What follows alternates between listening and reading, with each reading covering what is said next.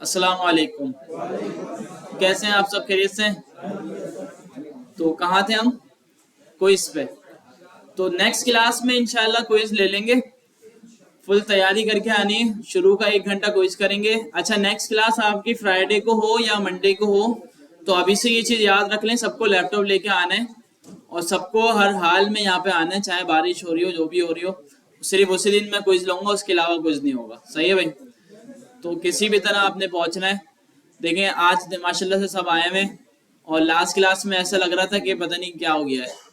ठीक है, तो सीवी पे जो आप डालते हैं ना स्विमिंग वाली, वो आप सब डाल दिएगा अपनी स्किल्स ना, कि स्विमिंग आती है भाई, तैरते हुए आ जाना है।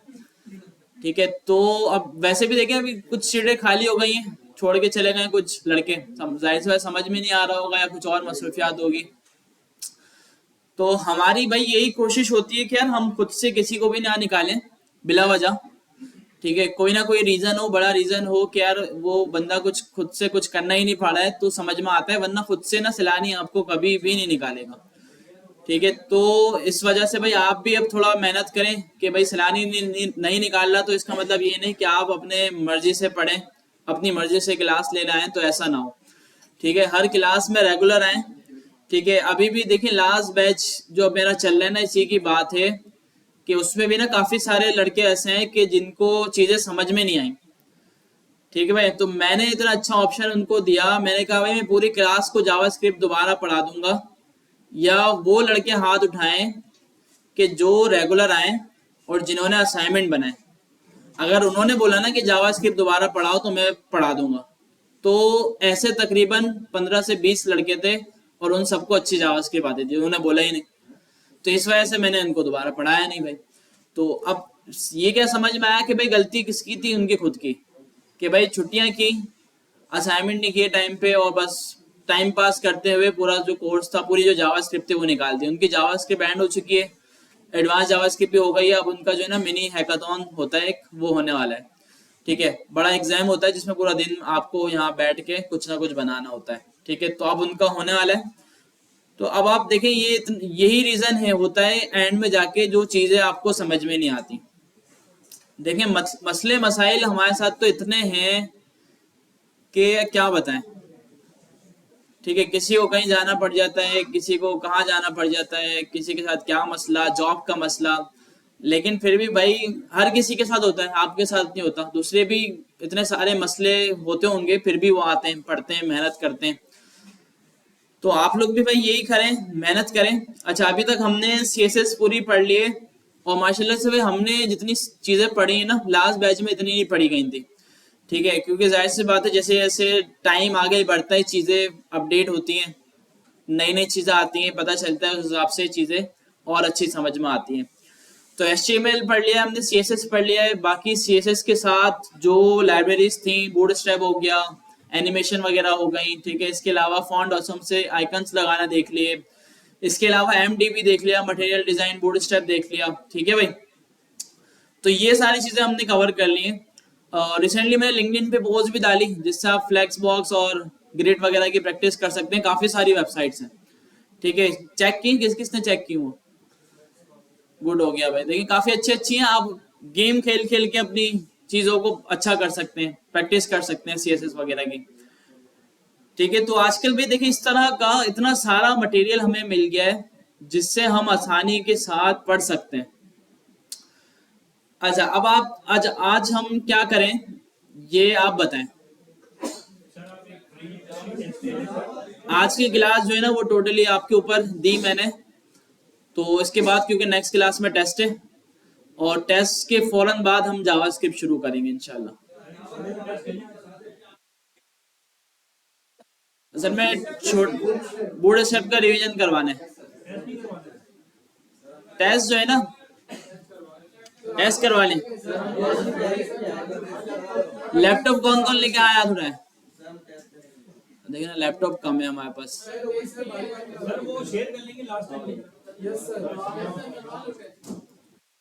टेस्ट करवा लें। तो फिर आज हम जो है ना, थोड़ा इस तरह का टेस्ट लेते हैं कि लिंक्डइन प्रोफाइल सबकी बनी हुई, किसकी नहीं बनी हुई? लिंक्डइन पे स्किल्स टेस्ट होते हैं, उसमें HTML और CSS दोनों दे देते हैं, दे देंगे, फेल नहीं हो जाइएगा, सही है। वो थोड़ा मुश्किल भी होगा, आपको पता भी चलेगा कि हाँ यार ये चीज भी होती है, तो अगर टेस्ट देना है तो वो दे दें, वरना दूसरा ऑप्शन हमारे पास है कि बूट स्ट्रैप का रिवीजन करना, या तीसरा ऑप्शन हमारे पास ये है कि मैं आपको एक हैकाथॉन टाइप कुछ चीज दे देता हूँ कि जो आज की क्लास में आपसे बन जाए वो आप बना लें। बूट स्ट्रैप सही है। अच्छा, गिटहब में क्या क्या देख लिया था हमने?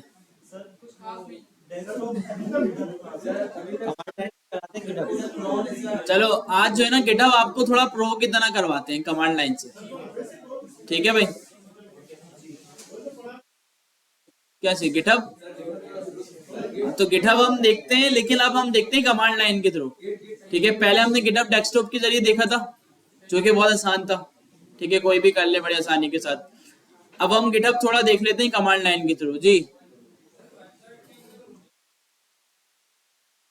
हाँ, वेबसाइट के अंदर उर्दू कैसे लिखेंगे ये अभी बता देता हूँ, कोई मुश्किल चीज नहीं है, बहुत आसान चीज है। अच्छा, गिटहब डेस्कटॉप सबको समझ में आ गया? पेरेंट चाइल्ड का मतलब किस तरीके से पोर्टफोलियो के प्रोजेक्ट बनाने, अगर आप सारे असाइनमेंट किस तरीके से डालेंगे उसको, आ गया समझ में?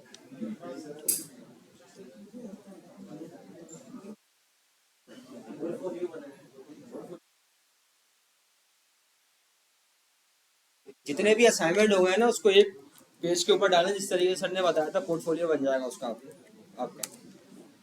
मतलब अच्छा भाई देखिए, लास्ट क्लास में भी कोई असाइनमेंट नहीं दिया मैंने, और आज भी, लेकिन आज दूंगा मैं।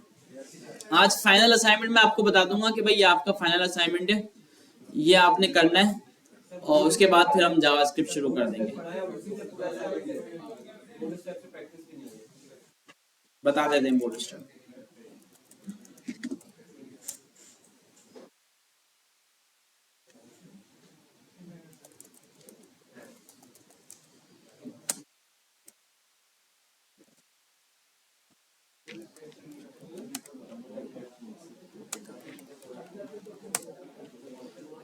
ठीक है भाई, HTML की फाइल बन गई और एक हमारे पास CSS की फाइल बन गई। अब मिसाल के तौर पे आप चाहते हैं कि छोटी सी बात पूछे कि उर्दू कंटेंट आपने लिखना है, तो पहले तो उर्दू आपको खुद लिखना पड़ेगी, और अगर लिखनी नहीं है तो फिर आप उसको ट्रांसलेट कर लें, जैसे सैलानी पे जाके उठा लेते हैं उर्दू का कोई टेक्स्ट।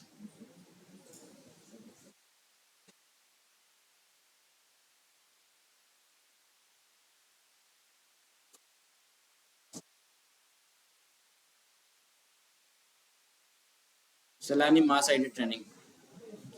अच्छा, जिसका मैं आपको बता रहा था ना भाई, वो ये था सेंटर में लड़का,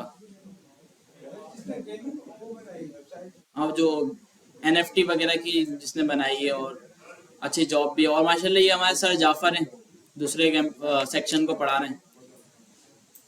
अच्छा जी, तो ये टैक्स है, इसको हम उठा के अपनी वेबसाइट में यूज कर लेते हैं। कौन? ये स्टूडेंट है ना मेरे, इसके ऑन नहीं है।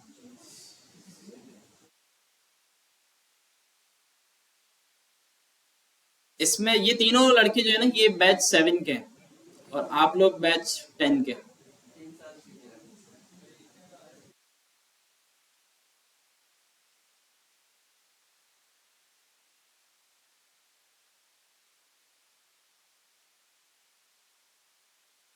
अच्छा भाई देखिए, उर्दू का जो फॉन्ट है ना, वो टेक्स्ट तो आप खुद से लिख देते हैं वेबसाइट में आके, अपनी इस तरह पी का एलिमेंट बना के आपने टेक्स्ट लिख दिया, और आप जब इसको चलाएंगे तो ये चल भी जाएगा, लेकिन ये जो भी ब्राउजर का डिफॉल्ट फॉन्ट होगा उसमें ये आपको दिखाएगा। अच्छा, क्या कह रहे हैं? हाँ, ये जो मैंने यहाँ पे सैलानी में जो लगा हुआ है ना, ये मेरे ख्याल से यही यही कुछ है। नहीं, एरियल नहीं है, उर्दू का है ना, ये वो है जमील करके ही कुछ है।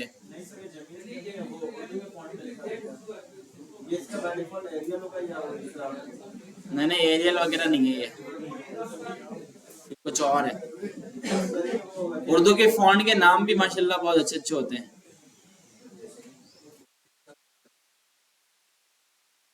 तो देखते हैं फॉन्ट कौन सा लगा हुआ है।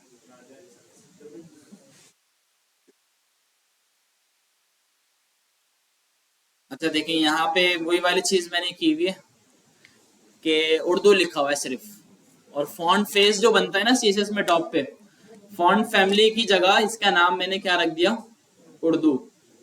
तो हो सकता है बॉडी पे रियल लगा हुआ हो, लेकिन बॉडी पे भी शायद वही सेम लगा हुआ होगा, फिर हाँ वो नजर नहीं आएगा हमें। तो इस वजह से ये भी कुछ लोग करते हैं ताकि फॉन्ट जो है कोई देख ना सके, लेकिन फॉन्ट डिटेक्टर जो होता है फॉन्ट पिकर उससे देख सकते हैं कि कौन सा लगा हुआ है। अच्छा जिस तरह हम इंग्लिश का फॉन्ट लगाते हैं सेम इसी तरह हम उर्दू का भी लगा लेंगे, ठीक है। Urdu font search Google font से नहीं मिलेंगे, आप गूगल करेंगे उर्दू फॉन्ट्स वगैरह तो आपको काफी सारे मिल जाएंगे उर्दू के ना। देखें भाई, देखो क्या बात लिखी हुई है, देख रहे हैं वाला की। तो ये सारे उर्दू के फॉन्ट्स आपको यहाँ पे नजर आ रहे हैं। मिसाल के तौर पे इसको लगा के देखते हैं, अगर डाउनलोड हो जाना तो चाहिए।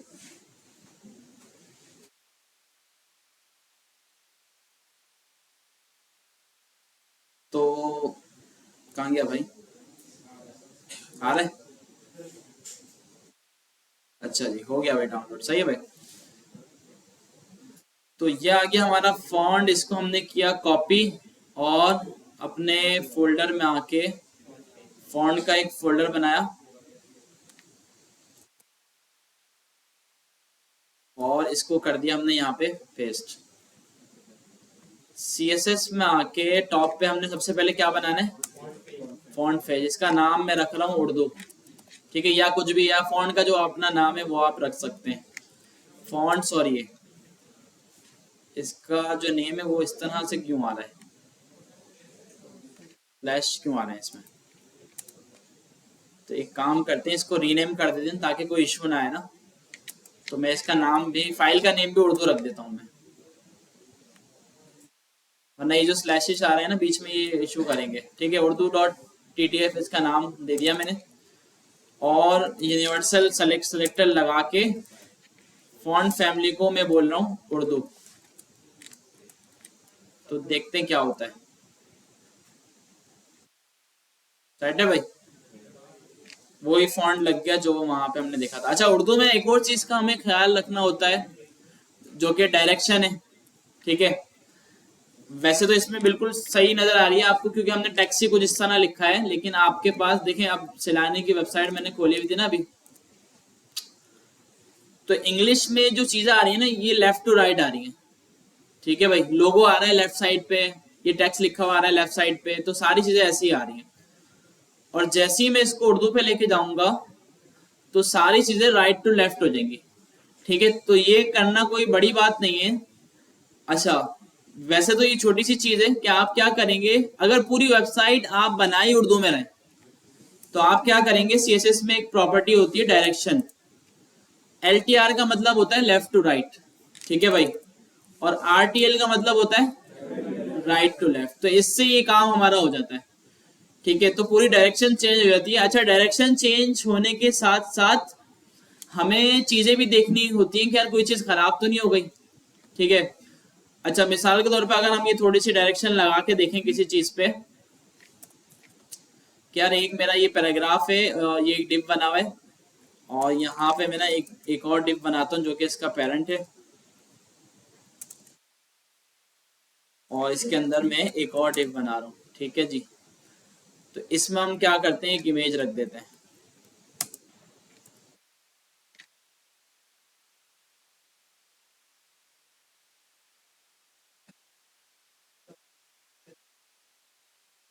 उससे लिखनी हो तो मैं आपको एक उर्दू इन पेज का कोर्स करवाऊंगा, सही, क्योंकि मुझे भी नहीं आता है। लिख सकते हैं जिसको आती है, कोई मसला नहीं। अगर किसी को उर्दू टाइपिंग आती है तो लिख सकता है, लेकिन आजकल तो भाई जो उर्दू टाइपिंग लिख रहे होते हैं मैं भी उनको बोलता हूँ क्या ये क्वारी वाला काम करो, बोल के लिख लो यार, बोल के भी तो लिख सकते हैं ना आजकल।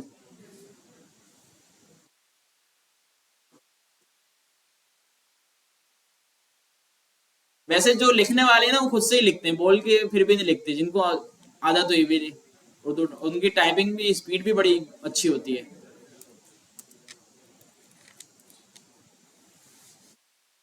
ठीक है भाई, अब मैं क्या करता हूँ, इसको मैं क्लास मेन, और सीएसएस में आके मैंने कहा भाई मेन को आप दे दो डिस्प्ले फ्लैग्स। तो क्या करेगा ये, इस तरह ले आएगा, ये सही है भाई। अच्छा, अगर मैं मेन को डायरेक्शन देके देखूं, देखते हैं चल रहा है या नहीं चल रहा। चल रहा है भाई। इसकी जो डिफॉल्ट थी वो ये थी, ये इंग्लिश फॉन्ट में होती है, मिसाल के तौर पर आप समझ लें अभी मैंने इंग्लिश लिखा हुआ है। अच्छा, ये जो डायरेक्शन चेंजिंग वाला काम है ना, ये जाहिर सी बात है जावास्क्रिप्ट से होगा, क्योंकि फंक्शनल है ना कि भाई डायरेक्शन ये मतलब इंग्लिश से उर्दू पे वेबसाइट को ले जा रहे हैं, तो ये वाली चीज जावास्क्रिप्ट से होगी, जो चेंज वाली चीज है। बाकी अगर आप बनाई वेबसाइट उर्दू में रहें, तो आप क्या करेंगे, जो यूनिवर्सल सेलेक्टर है उसको यहाँ पे आके आप क्या दे देंगे, direction RTL, right to left. तो ये तो एक एक एलिमेंट पे भी कर सकते हैं। वैसे तो जब आप उर्दू में जब वेबसाइट बनाते हैं तो पूरी बॉडी पे ही करेंगे आप, जाहिर सी बात है कि पूरे पूरा ही डायरेक्शन चेंज हो जाएगा उसका। तो ये डायरेक्शन RTL और डायरेक्शन LTR से जो है हमारा काम हो जाता है। जावास्क्रिप्ट से भी हम ज्यादा कुछ नहीं करते। जावास्क्रिप्ट से हम क्या करते हैं कि जब कोई बटन पे क्लिक हो, जैसे मैं यहाँ पे आके देखें सलानी की वेबसाइट पे, यहाँ पे आके इंग्लिश पे क्लिक कर रहा हूँ, तो मैंने क्या किया हुआ है, जैसे इंग्लिश पे क्लिक हो तो इसकी डायरेक्शन CSS की वो चेंज कर दो। तो देखें जैसे क्लिक हो रहा है ये चेंज हो रही है, और इसकी लैंग्वेज जो है वो भी चेंज हो रही है। तो ये लैंग्वेज चेंज होने वाली जो चीज है ये भी डायनामिक है, और ये काम भी जो है ना आपका जावास्क्रिप्ट से होता है। ठीक है, इसको करने के ना अलग अलग तरीके हैं। अच्छा, फिलहाल के लिए ना आप एक काम और भी कर सकते हैं, मेरे ख्याल से HTML CSS में शायद वो चल जाए, एक गूगल ट्रांसलेट की API आती है जो आप लगा देते हैं इसमें अपनी वेबसाइट में, तो वो क्या करती है, खुद से वेबसाइट को ट्रांसलेट करके दे देती है आपको ना। देखते हैं अगर चल जाए इसमें।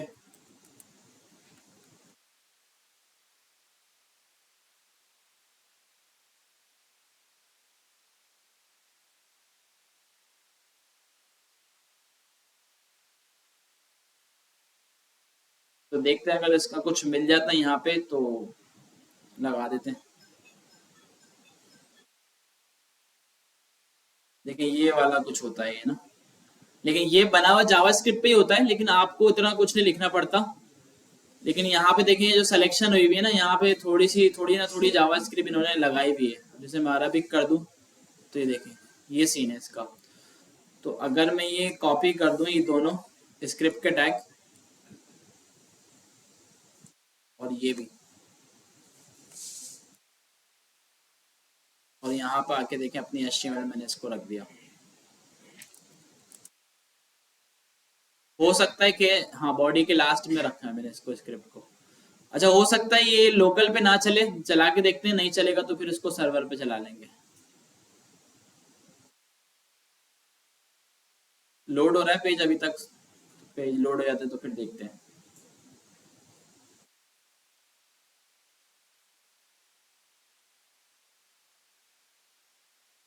कहाँ रही क्या,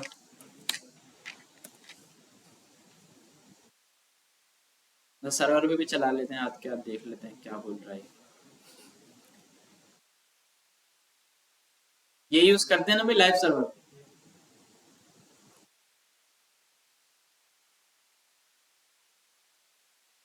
लेकिन सर्वर पे फौरन चल गया, ये लोकल पे सपोर्ट नहीं है इसका शायद। लेकिन यहाँ पे नहीं आया, यहाँ पे आ गया, पावर्ड बाय गूगल ट्रांसलेट। तो ये जो है ना, ये वाला डिव है, ये जो ऊपर लिखा हुआ है ये वाला, आप इसको UI अपनी CSS देके कहीं पर भी सेट कर दें, टॉप पे ले जाएं, लेफ्ट पे ले जाएं, राइट पे ले जाएं। तो अभी ये यहाँ पे आ रहा है, अगर मैं इसको बोलता हूँ यार जो लिखा हुआ है इसको आप एक काम करो, आप इसको ना इंग्लिश में कन्वर्ट कर दो। ऐसा खतरनाक फॉन्ट है, कुछ नजर भी नहीं आ रहा। में ढूंढते हैं इंग्लिश, इंग्लिश क्यों नहीं आ रही भाई इसमें। चलो अरबी कर दें, तो देखें इन्होंने अरबी में कर दिया ये। ठीक है, अच्छा सिंपल, अगर हम इसको ना कुछ और लिख दें, यहाँ से ये वाला टेक्स्ट मैं हटा रहा हूँ, इसमें ये लिख दिया मैंने, देखें, और यहाँ से ये वाला फॉन्ट भी हटा दिया खराब वाला। ठीक है, अब तो अब देखेंगे इंग्लिश आ रहा है बाय डिफॉल्ट, बल्कि अरबिक आ रहा है भी ना। तो इसको किसी भी लैंग्वेज में आप लेके जाएंगे ये पूरी वेबसाइट के कंटेंट को चेंज कर देगा। ये देखें चेंज कर रहा है। ठीक है, और ये जब भी अच्छा रहता है कि जब आपका जो कंटेंट है वेबसाइट का वो इंग्लिश में लिखा हुआ हो। जैसे मैं ये लिखता हूँ, क्या कह रहे हैं, ट्रांसलेट।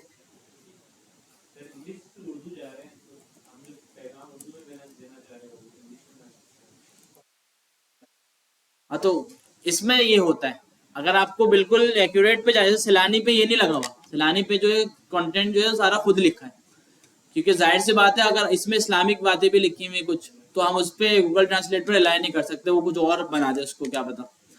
तो इस वजह से कुछ लोग यूज करते हैं इसका। अब जैसे मैंने देखे इंग्लिश में ये लगाया हुआ है, अब ये इंग्लिश की जगह किसी और लैंग्वेज में शो कर रहा है। और अगर मैं इसमें देखूं कि उर्दू अगर है, इसको उर्दू में अगर मैं कन्वर्ट कर दूं, ये देखें मैंने इसको उर्दू में करा तो ये उर्दू आ गया। मैंने लिखी हुई क्या है HTML में, ये देखें इंग्लिश लिखी है, और वहां पे गूगल ट्रांसलेट के थ्रू इसने उर्दू में कर दिया। इसकी UI को अपने हिसाब से सेट करते हैं, या तो पेज के लास्ट में दे दें फुटर की जगह पे, या इसको टॉप पे ले जाएं। तो काम चलाने के लिए लोग ये भी यूज करते हैं। ठीक है, ये भी यूज करते हैं काम चलाने के लिए। वरना अगर प्रॉपर करना है तो फिर हम उर्दू का कंटेंट अलग बनाते हैं, इंग्लिश का अलग बनाते हैं, और फिर उसको यूज करते हैं वेबसाइट के अंदर। सही है भाई।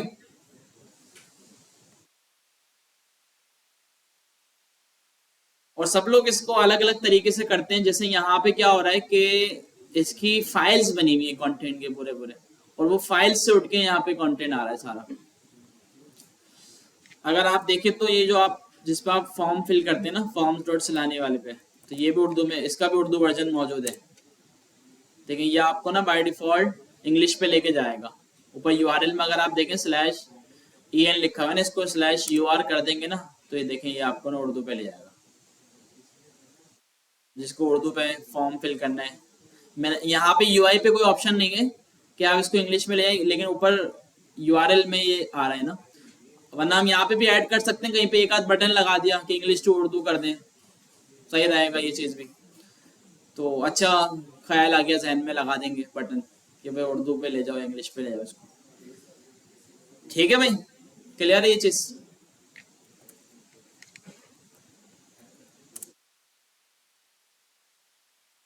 अच्छा जी, तो बूट स्टेप में क्या समझना है? लास्ट क्लास में भी वैसे बूट स्टेप हमने अच्छा खासा समझा है, ऐसे ही लास्ट क्लास समझे, पूरी बूट स्टेप पे निकाली है हमने। अगर आप वो रिकॉर्डिंग देखेंगे देख लेंगे तो फिर भी समझ में आ सकता है।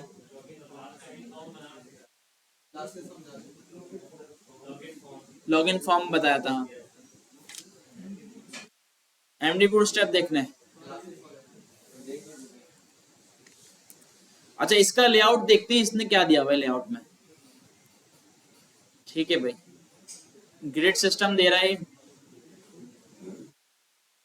वही वाली चीजें जो बूटस्ट्रैप दे रहा है आपको, कुछ अलग नहीं है। बस इसकी कॉल MD1 कॉल MD1 इस तरह, ये वही वाली चीज है सेम जो बूटस्ट्रैप ने आपको दिया हुआ है ना। ये देखें, इससे लॉगिन फॉर्म बना के देखते हैं, चलें। सही है। इसमें कार्ड किस में पड़ा हुआ है? कंपोनेंट्स में कार्ड्स, ये वाला। नहीं, इससे नीचे वाला, इससे भी नीचे, ये वाला। फुल विड्थ में आ रहा है ये? नहीं, आना तो नहीं चाहिए फुल विड्थ में। अच्छा, इसको हम लगाते हैं, पहले लगेगा कैसे, ये इंस्टॉलेशन पे आके इसका जो CDN है वो हमें लगाना है। सही है सर, ये ब्लेंडर का कर लो। CDN नहीं लगाया था, CDN लगाएंगे तो चलेगा ना।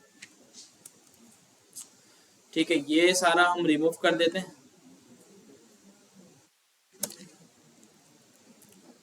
और यहाँ पे देखिए दोबारा से मैं जाता हूँ कार्ड में।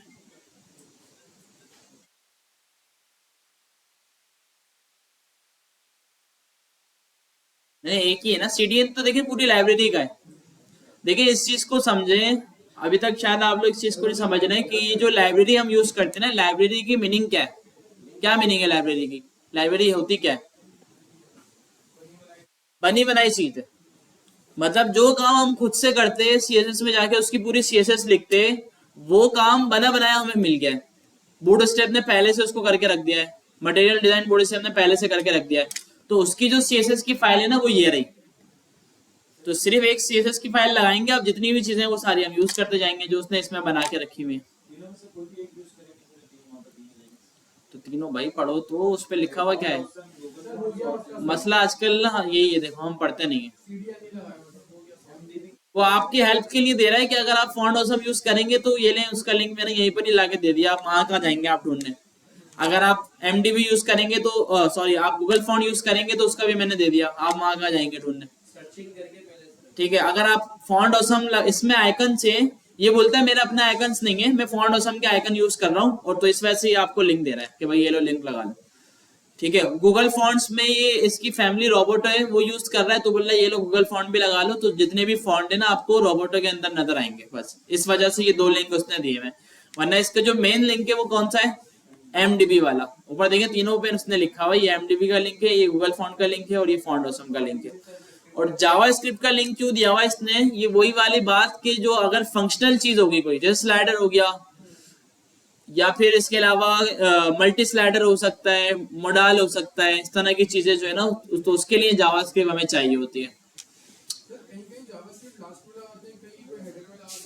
अच्छा, इसके लिए बेहतर ये होता है कि लास्ट में लगा दें। लास्ट में लगाने का ना फायदा ये होता है यार, हम जावास्क्रिप्ट में क्या करते हैं कि ये वाला काम भी करते हैं कि एचटीएमएल पे जाओ और वहां पे एक H1 की हेडिंग पड़ी हुई उसको उठा के लाओ। जावास्क्रिप्ट को हम ये बोलते हैं कि भाई एचटीएमएल पे जाके H1 को उठा के लाओ। अब जावास्क्रिप्ट अगर पहले ही चल जाएगी ऊपर हेड में, तो अब उसको H1 मिलेगा ही नहीं, क्योंकि पहले जावास्क्रिप्ट चल गई, बाद में नीचे वाली चीजें चल रही है HTML की। तो इस वजह से अगर इस तरह का काम हो ना, तो जावास्क्रिप्ट को हम लास्ट में लगाते हैं कि सारे पहले एलिमेंट्स रेंडर हो जाएं और उसके बाद फिर जावास्क्रिप्ट चले। बॉडी के लास्ट में लगाते हैं। अच्छा, तो कार्ड इसका हम लगा के देखें, अगर देखिए शो कोड किया मैंने, इसको कॉपी किया और बॉडी में आके मैंने इसको कर दिया पेस्ट। ये आपको इमेजेस भी दे रहा है बनी बनाई, वरना बूट स्टेप क्या है, इमेज की जगह आपको ट्रिपल डॉट दे देता है कि भाई आप खुद बना लो। ठीक है, तो ये इस तरह आ रहा है। नहीं सर, मेरा तो सही हो गया। मैंने भी तो लिंक लगा दिया, मेरे पास क्यों फुल विद आ रहा है फिर ये? सर आपने डायरेक्ट कार्ड फुल डाल के मैंने कॉलम में डाला। तो फिर तो सही है ना, इन्होंने डायरेक्ट कार्ड दिया हुआ है, ये बोल रहा है कि भाई आप कार्ड की विद ना खुद कंट्रोल कर लो। बूट स्टेप में आपने देखा होगा उन्होंने पहले से स्टाइल दिया होता है आपको, इस तरह विद दी हुई होती है। बूट स्टेप ने ना पहले से आपको देखें साइड हो गई, तो इसको जैसा भी आपने रखना है वैसा आप रख के इसको चलाएं। अच्छा, अगर हम इसको यूज करते हुए एक लॉगिन साइन अप या साइन अप का पेज बना लें, जो कि बूट स्ट्रैप को यूज करके हमने बनाया था, तो इसमें कंटेनर है। लेआउट में हम देख लेते हैं कंटेनर्स। ठीक है, इसमें देखिए सेम वही चीज है, सारी की सारी वही चीजें जो बूट स्ट्रैप में है, सिर्फ इसकी जो यूआई है ना वो थोड़ी सी डिफरेंट है। जैसे आपने अभी कार्ड देखा उसमें शेडो वगैरह ऐड लगाया हुआ है, बूट स्ट्रैप के कार्ड में शेडो नहीं है, इसके बटन कुछ अलग है, बूट स्ट्रैप में ऐसे बटन नहीं है, तो इसकी यूआई कंपोनेंट्स जो है ना वो थोड़े डिफरेंट है। बाकी जो चीजें सारी वो बूट स्ट्रैप वाले ही हैं। देखिए इसमें क्लासेस वगैरह जो भी हो गई, देखिए ये बिल्कुल आसान चीज है इसको समझना, जो आपको ये सामने नजर आ रहा है। ये बोल रहा है कि अगर आप कंटेनर की क्लास यूज करोगे तो ये क्या करेगा, एक्स्ट्रा स्मॉल से जो छोटी डिवाइसेस होंगी, कंटेनर को इन्होंने 100% विद दी हुई है। किस पे दी हुई है? एक्स्ट्रा स्मॉल से कम पे, और एक्स्ट्रा स्मॉल से ज्यादा पे इन्होंने फिक्स विद कर दी 540, एक्स्ट्रा स्मॉल से ज्यादा पे। मीडियम से ज्यादा पे 720 कर दी, लार्ज से ज्यादा पे 960 कर दी, एक्स्ट्रा लार्ज से ज्यादा पे 1140, और डबल एक्स्ट्रा लार्ज पे 1320। ये लास्ट है इनकी। अगर डिवाइस इससे भी बड़ी जाती है तो फिर ये क्या करेंगे, आपकी जो विद है उसको 1320 रखेंगे, उससे ज्यादा नहीं बढ़ाएंगे। ठीक है, तो ये सारी बातें इन्होंने बताई हुई। अब आप देखेंगे आपको आपके पास रिक्वायरमेंट क्या है कि आपको क्या करना है, आपको फिक्स विथ बनानी है या आपको फुल विथ बनानी है, क्या बनानी है। एक क्लास इसकी कंटेनर फ्लोट के नाम से ये क्या कर रहा है, चाहे डिवाइस कोई भी हो, स्मॉल हो या फिर एक्स्ट्रा लार्ज हो या जो भी हो, ये कंटेनर की विद आपकी क्या रख रहा है 100%। ठीक है, देखिए ये यही वाली चीज की बात हो रही है। अब मिसाल के तौर पे मैं बोलता हूँ यार मैं बूट स्ट्रैप यूज नहीं कर रहा, मैं अपना कंटेनर बनाता हूँ। मैं आपको ये वो चीज करके दिखा रहा हूँ जो बूट स्ट्रैप ने आपको ऑलरेडी करके दी हुई है। ये किसका कंटेनर है, मेरा कंटेनर है। मैं आया CSS में और मैंने कहा भाई माय कंटेनर को हाइट आप दे दो 100 VH की और बैकग्राउंड कलर आप इसको दे दो ब्लू। सही है भाई। अच्छा विद अभी इसको नहीं दिए मैंने, तो अब विद के ना हम इसके ब्रेक पॉइंट्स लगाते हैं कि एक्स्ट्रा स्मॉल का पहले लगाते हैं। सही है भाई। एक्स्ट्रा स्मॉल पे ना मैक्स विद लगेगा, क्योंकि ये बोल रहा है एक्स्ट्रा स्मॉल से कम हो तो ये हो जाए। तो मैक्स विद मीडिया क्यूरी कैसे बनेगी भाई, मीडिया ओनली स्क्रीन एंड, इसमें क्या आ जाएगा मैक्स विद कितनी आएगी इस पे 576 px। ठीक है भाई। इस पे मैंने बोला कि भाई माय कंटेनर को आप विद दे देना 100%। सेट है भाई। इसके अलावा इसने स्मॉल से ऊपर पे लगाया, देखिए ग्रेटर देन जो लगा हुआ नजर आ रहा है ना आपको, इसका मतलब है इससे ज्यादा हो। ठीक है भाई, ये चीज तो समझ में आती है ना देख के। अच्छा अब जो लगेगा यहाँ पे मिन विथ, ऐसा ही है, सेम होगा लेकिन मिन विथ लगेगा। 576 सेम क्यों है, दोनों में क्या फर्क है, ये दोनों जो आप देख रहे हैं। इसमें ये फर्क है कि जब 576 में विड्थ होना इतनी हो तो ये वाली क्यूरी चेंज में 100% हो जाए, और मिनिमम तो इतनी होनी ही चाहिए, मतलब इससे ऊपर जितनी भी होगी वो उस पे चलाएगा इसको।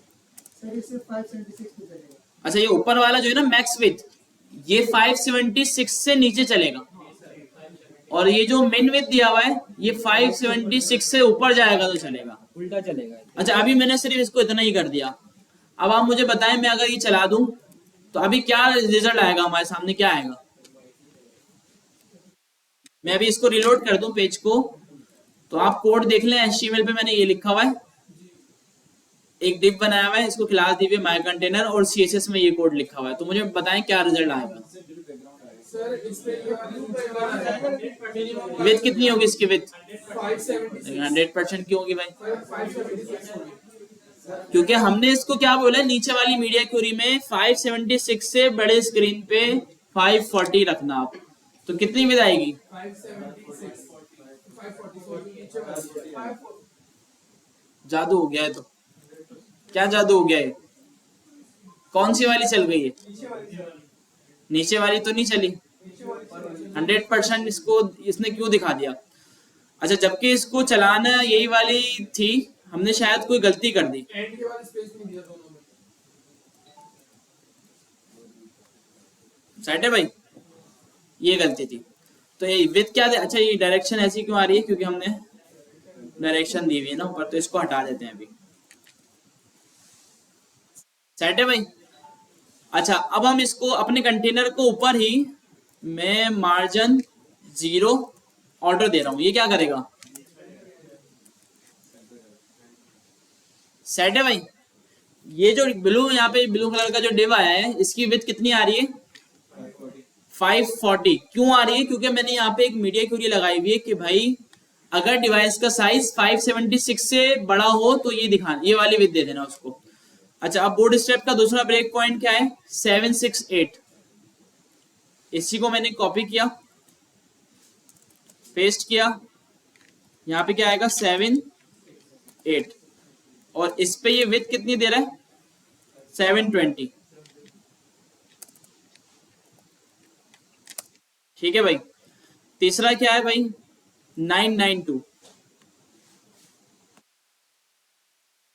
अच्छा, ये जो सारा हम काम कर रहे हैं ना, ये बूट स्ट्रैप ने ऑलरेडी करके रखा हुआ है। अच्छा, इसमें क्या देना है हमें 992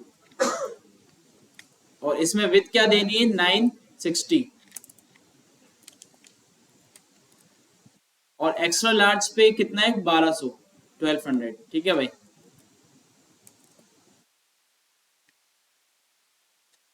और इस पे विथ होगी 1140। ठीक है भाई, और लास्ट क्या है एक्स्ट्रा एक्स्ट्रा लार्ज।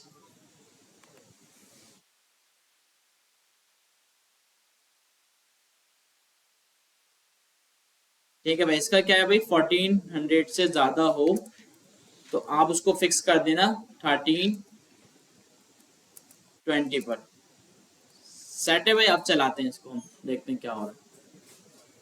कितनी आ रही है 1320। 1320 क्यों आई? क्योंकि ये जो स्क्रीन है ये 1400 से भी बड़ी है, इस वजह से ये वाली विद अप्लाई हुई, ये वाली अप्लाई हुई। ठीक है भाई, जब हमने खोला। अच्छा, अब हम इसको रिस्पॉन्सिव करके देखते हैं।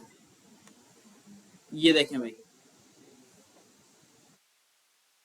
सही चल रही है। यहाँ आके 100% हो गई, क्योंकि हमने यहाँ पे कंडीशन लगाई हुई थी कि भाई यहाँ आके इसको 100% कर देना। सेट है भाई। अभी जो सारी मीडिया क्यूरी लगाई ना, उन्होंने देखिए कितना सारा कोड लिखा। देखिए, अब ये सारा कोड मैं यहाँ से अगर हटा दूं, सिर्फ वो ब्लू कलर लगे रहने देते हैं, सही है, ताकि वो हमें पता चल जाए। सर, एक चीज ये भी हटा देते हैं इसी कोड में एक चीज पूछनी है। जी। जैसा आपने बाकी जगह पे जो परसेंटेज, अब जब भी हम इसको कम करेंगे फिर ये मसला करेंगे तो इसको तो थोड़ा पड़ जाएगा। मसला तो नहीं कर रही ना, अभी सही तो चल रही है। नहीं, वैसे एक चीज इसके अंदर का जैसे कंटेंट है, अब वो तो पेरेंट भी जाएगा और पेरेंट की फिक्स आपने फिक्स रखी हुई है, तो वो हाँ, तो उसको उस हिसाब से एडजस्ट करना है। जितनी पेरेंट के पास विद है ना, उस कंटेंट को उसी हिसाब से एडजस्ट करना है। उस कंटेंट को उससे बड़ा रखना ही नहीं है आपने। मतलब परसेंटेज। हाँ, जब भी तो वेबसाइट जाकर रिस्पॉन्सिव होगी कि हम अपनी लिमिट में रह के करेंगे वेबसाइट को रिस्पॉन्सिव। कि हमारे पास जो हमारा कंटेनर है उसके पास अगर 540 की विद है तो हम 540 से अब कोई भी चीज को लेके नहीं जाएंगे। इमेज होगी तो इसके अंदर ही आएगी, कंटेंट होगा तो इसके अंदर ही आएगा। जब भी तो हम ये लिमिट लगा रहे हैं, लिमिट लगाने के बाद ही वेबसाइट रिस्पॉन्सिव होगी। हमें पता होगा ये लिमिट है, जब हमें कोई लिमिट नहीं पता होगी ना, तो वेबसाइट रिस्पॉन्सिव ही नहीं हो सकती फिर कभी। इस लिमिट के अंदर अगर हम रहते हुए काम कर रहे हैं, इसके अंदर इमेज लगाएं और उसकी विद हम रखते हैं 100%, हाँ, तो उस हिसाब से चलेगी, वो इससे बाहर निकल जाएगी, इसके अंदर रहेगी। अंदर ही रहेगी ना, क्योंकि इमेज में 100% आपने दिया ना, वो अपने पेरेंट की लेगी हमेशा इमेज। अच्छा, अभी देखिए इतना सारा मैंने कोड जो लिखा है, ये जो मैंने मीडिया क्यूरी लगाई है सारी, मैं सारी हटा रहा हूं। सारा कोड मैंने कर दिया कमेंट, और मैं यहाँ पे आके बूटस्ट्रैप की क्लास दे रहा हूं कंटेनर। तो वो जो मैंने काम खुद किया था ना, अब वो बूटस्ट्रैप ने कर दिया। अब देखें, मैं इसको चलाऊंगा, यही आ रहा था रिजल्ट पहले भी। अब मैं इसको चलाऊंगा तो देखें बिल्कुल उसी तरह से काम करेगा। ये देखें, तो हमारा जो ये इतने सारे लाइंस का कोड है ना सीएसएस का, ये बूटस्ट्रैप ने एक क्लास देके हमें बोल दिया कि आप क्लास दो। मैंने ये पहले से बना के रखा हुआ है अपने पास कोड। कोई कुछ पूछ रहा है पीछे से? ठीक है भाई, ये समझ में आया? तो इस तरह आप अब बूटस्ट्रैप ने, अब आप देखें कंटेनर एसएम की क्लास दी हुई है, तो इसने 6 ब्रेक पॉइंट इसके लगाए होंगे। तो बूटस्ट्रैप ने तो अपने पास पता नहीं कितने ब्रेक पॉइंट्स लगाए हैं, क्योंकि उसने तो बहुत सारी चीजें प्रोवाइड की हुई हैं हमें, हर रिक्वायरमेंट के हिसाब से चीज मौजूद है। हम जब अपनी वेबसाइट बनाते हैं तो हम 6-7 इस तरह ज्यादा से ज्यादा ब्रेक पॉइंट लगाते हैं और उसमें ये काम हो जाता है हमारा। तो बूटस्ट्रैप ने इतने सारे क्यों लगाए हुए? क्योंकि भाई इसने हर बंदे के हिसाब से चीजें दी हुई हैं कि भाई किसी की भी कोई भी रिक्वायरमेंट हो उसमें वो आराम से इसको एडजस्ट कर ले। ठीक है, सेम यही वाली चीज जो है ना बूटस्ट्रैप के कॉलम्स के साथ है कि भाई हम सिर्फ क्लास देंगे, पीछे ब्रेक पॉइंट खुद लगा हुआ है। अच्छा, अगर हम कॉलम की बात करें, सबसे पहले तो इसमें होती है रॉ। अगर हम रॉ को देखें ना, ये बूटस्ट्रैप ने इसमें पीछे क्या किया हुआ होगा, बूटस्ट्रैप ने इसमें क्या किया हुआ होगा, रॉ को क्लास को टारगेट करके डिस्प्ले फ्लैग्स दिया हुआ होगा। ये बूटस्ट्रैप ने पीछे ये किया हुआ है, ठीक है भाई। और कॉलम को बूटस्ट्रैप ने क्या किया हुआ होगा, इसके अंदर अगर हम एक कॉलम बना दें, ठीक है, कॉलम के अंदर हम कार्ड रखते हैं ताकि आपको क्लियर नजर आए।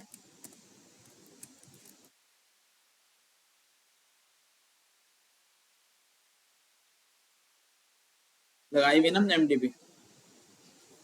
कार्ड की क्या क्लास थी इसमें,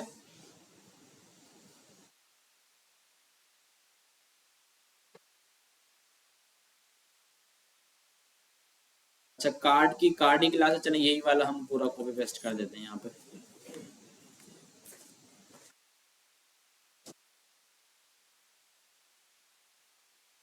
सेट है भाई। तो अभी आप देखिए मैंने यहाँ पे कॉलम दिया है, तो इसने इसको फुल विड्थ दे दी। कॉलम जो है ना वो बूटस्ट्रैप ने इसको क्या किया हुआ होगा, कॉलम को बूटस्ट्रैप ने इसको किया हुआ होगा अपने पास कॉल को टारगेट विथ 100%, ये किया हुआ होगा, ठीक है। मतलब जितनी पेरेंट के पास विद है उतनी इसको दे दो। अच्छा अब बूटस्ट्रैप जो है ना इसको ऑटो एडजस्ट करेगा। इसने कॉलम की अलग अलग क्लास बनाई हुई है कि भाई अगर आप डायरेक्टली इस पे -12 लिखोगे तो इसका मतलब है बूटस्ट्रैप ने ब्रेक पॉइंट बनाया हुआ है, कौन सा, ये वाला जो सबसे ऊपर मैंने बनाया था 576, इस पे ये वाला ब्रेक पॉइंट अप्लाई होगा। और इस ब्रेक पॉइंट, अच्छा यहाँ पे मैंने क्योंकि 12 दिया हुआ है तो ये क्या करेगा, इस पे कॉलम को टारगेट करके विद दे रहा होगा कितनी, 100%, ठीक है। 100% किसकी होगी, जो इसके पेरेंट की होगी वो इस पे अप्लाई हो जाएगी। अच्छा अब एक यहाँ पे होता है कॉल SM12, तो SM का भी एक ब्रेक पॉइंट बनाया हुआ है बूटस्ट्रैप ने, कौन सा था वो वाला नीचे वाला, ये वाला। तो मैंने इस पे SM दे दिया यहाँ पे, मैंने कहा भाई कॉल -SM-12। इसका मतलब ये है कि इस वाले ब्रेक पॉइंट में आके इसने क्लास दी होगी कॉल 12 को आप क्या कर दो, कॉल SM12 अगर किसी ने दी तो उसको भी आप क्या कर दो, विद दे दो 100%। 12 है ना, ये इस हिसाब से चल रहा है। अगर मैं यहाँ पे इसको 6 देता तो ये क्या करता है, यहाँ पे 100% की जगह 50% करता है इसको ये, ठीक है भाई। तो ये इस तरह काफी सारी CSS जो है ना बूटस्ट्रैप ने पहले से ही लगा के रखी हुई है हमारे लिए। अच्छा अब देखिए इसको मैं 12 दे दिया, मैंने इसको कहा भाई MD आप दे दो इसको कितना, 8 दे दो। मैंने कहा भाई कॉल LG आप इसको दे दो 6। तो ये देखें अब ये जो है ना विथ के हिसाब से चलेगा। अच्छा अभी हम खड़े हुए LG पे, किस पे खड़े हुए, लार्ज डिवाइस पे। सबसे आखिरी वाला हमने कौन सा लगाया, लार्ज, तो इसको कहा है 6 दे दो। 6 का मतलब है 50% विथ, पेरेंट की 50% विथ, तो 50% दी हुई है इसने। ब्लू वाले को अगर आप देखें, ब्लू वाले के पास कितनी विथ है, नजर क्यों नहीं आ रहा है, आ गया। ब्लू वाले के पास आप देखें जितनी विथ है, ब्लू वाले की हाफ विथ इसने कार्ड को दी हुई है। हाफ विथ कैसे दी हुई, क्योंकि यहाँ पे हमने 6 दिया हुआ है। अगर मैं LG पे भी 12 कर दूं तो क्या होगा, दे दी भाई। LG पे अगर मैं 2 कर दूं, डिले आ रहा है थोड़ा, दोबारा से स्टॉप करके कर देते हैं।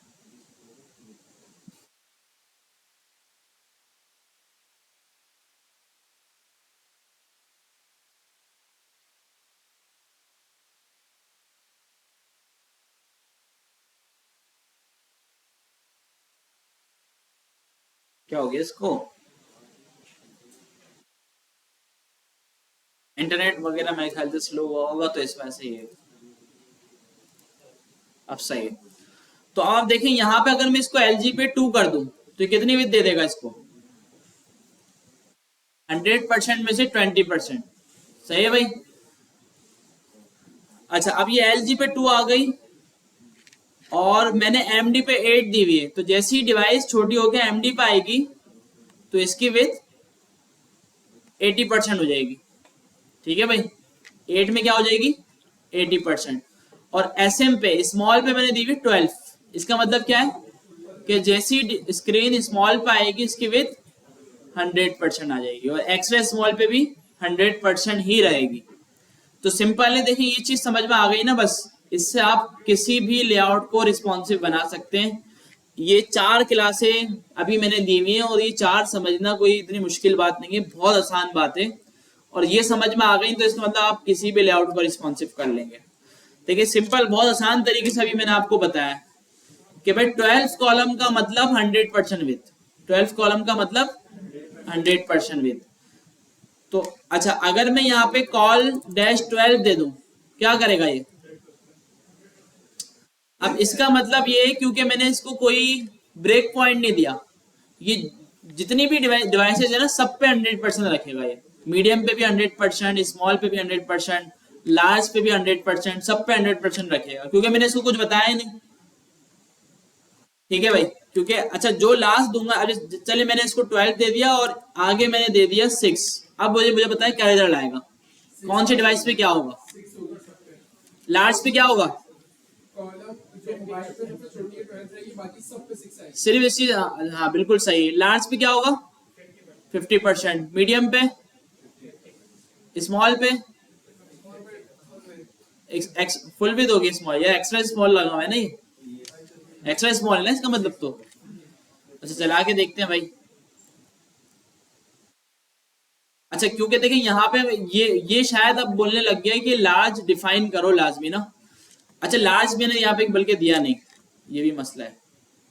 अगर यहाँ पे हम LG देते हैं और 6 देते हैं, अब ये चलेगा। ठीक है, LG देना भूल गए थे हम। अच्छा कितना आ रहा है? 50%।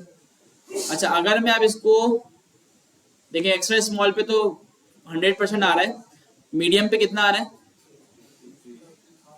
अब ये स्मॉल के बाद से इसने 100% किया है इस वाली 2 क्लासों में। तो समझ लें आप, ये जो लास्ट वाली क्लास होती है ना, मतलब जो क्लास हमने डिफाइन की हुई है उस पे वो एक्यूरेट रिजल्ट देगा, बाकी सब पे वो ऐसे ही दे देगा। अच्छा अगर मैं इसको बोल दूं यहाँ पे SM6, अब क्या होगा? अब क्या रिजल्ट आएगा? अच्छा अभी रिलोड करूंगा इसी साइज पे रहते हुए, क्या होगा? ऐसी रहेगी। क्यों? क्योंकि यहाँ पे मैंने 12 दिया हुआ है। अच्छा जैसे ही मैं स्मॉल पे जाऊंगा,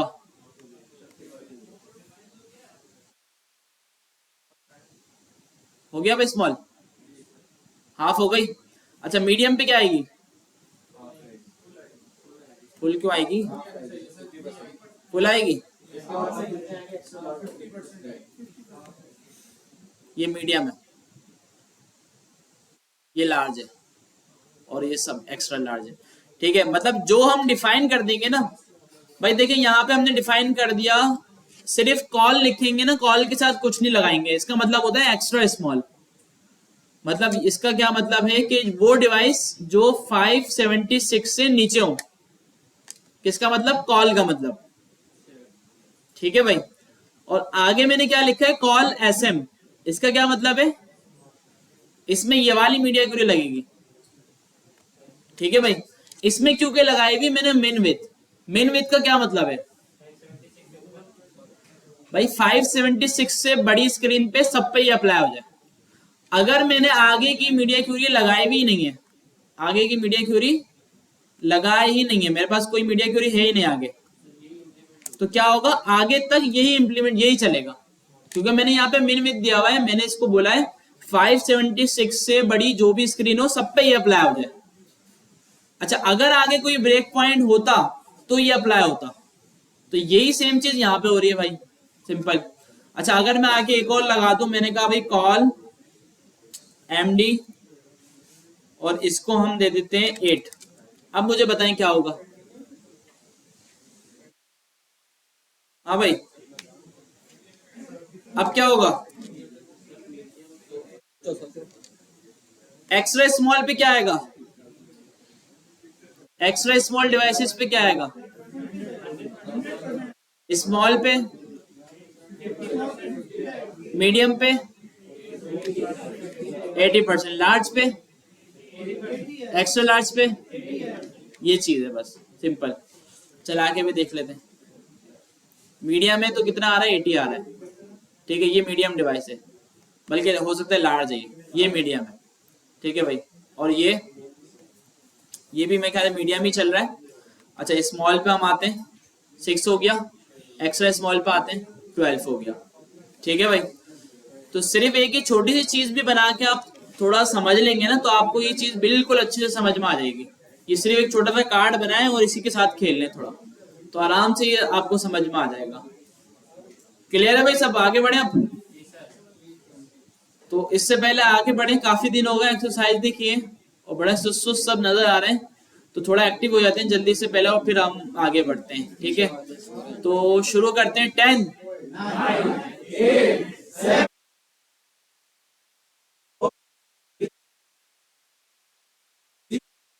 नहीं यार, सोए पड़े हैं सब, मजा नहीं आया वो बिल्कुल। देखे जब ये काउंटिंग करवाने का मकसद ये है कि इतनी तेज आवाज हो कि जो सो रहा हो वो जाग जाए। अगर वो खुद भी ना करे आपकी आवाज से उड़िए, तो दोबारा से करेंगे। 10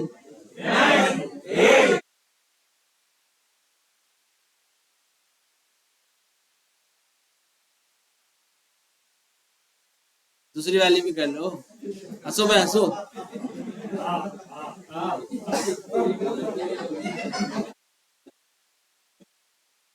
सही है भाई, जाग गए सब? नहीं जागे अभी भी? फिर एक और भी एक्सरसाइज है, वो मुर्गा बनने वाली है, फिर सबकी नींद भाग जाएगी। रिकॉर्डिंग हो रही है तो क्या हुआ, कैमरा उसी की तरफ कर दूंगा रिकॉर्डिंग का। देखो भाई ये। अच्छा भाई, तो देखें ये भी बहुत अच्छी चीज है जो आपको मिल रही है, चार्ट। लेकिन इसके अलग से कॉन्फ़िगरेशन होगी, मुझे नहीं लगता कि डायरेक्टली चल जाएगी आपके पास ना। और बल्कि इन्होंने बोला हुआ है कि भाई अगर आपको ये चाहिए तो आप प्रो में चले आए। फॉर्म्स अगर हम देखें इनके, तो फॉर्म भी बहुत अच्छे अच्छे हैं इनके पास। सर एक चीज पूछूं, जी जैसे एक रो के अंदर 12 कॉलम होते हैं, ठीक है, मिड स्क्रीन पे एक 8 दे दें, ब्रेक करके नीचे उसको अगले वाले को नीचे लाएगा, क्योंकि जगह नहीं बचेगी। जगह नहीं बचेगी। लेकिन अगर वो एक ही लाइन में चला रहा है इसका क्या मतलब है? एक लाइन में चलाना नहीं चाहिए। मेरे पास चल रहा है तो बोल रहा हूं। दिखाओ, कुछ ना कुछ बटन मारा वो होगा। अच्छा भाई चले, इसके अलावा ना हम अब कमांड लाइन से गिट देख लेते हैं।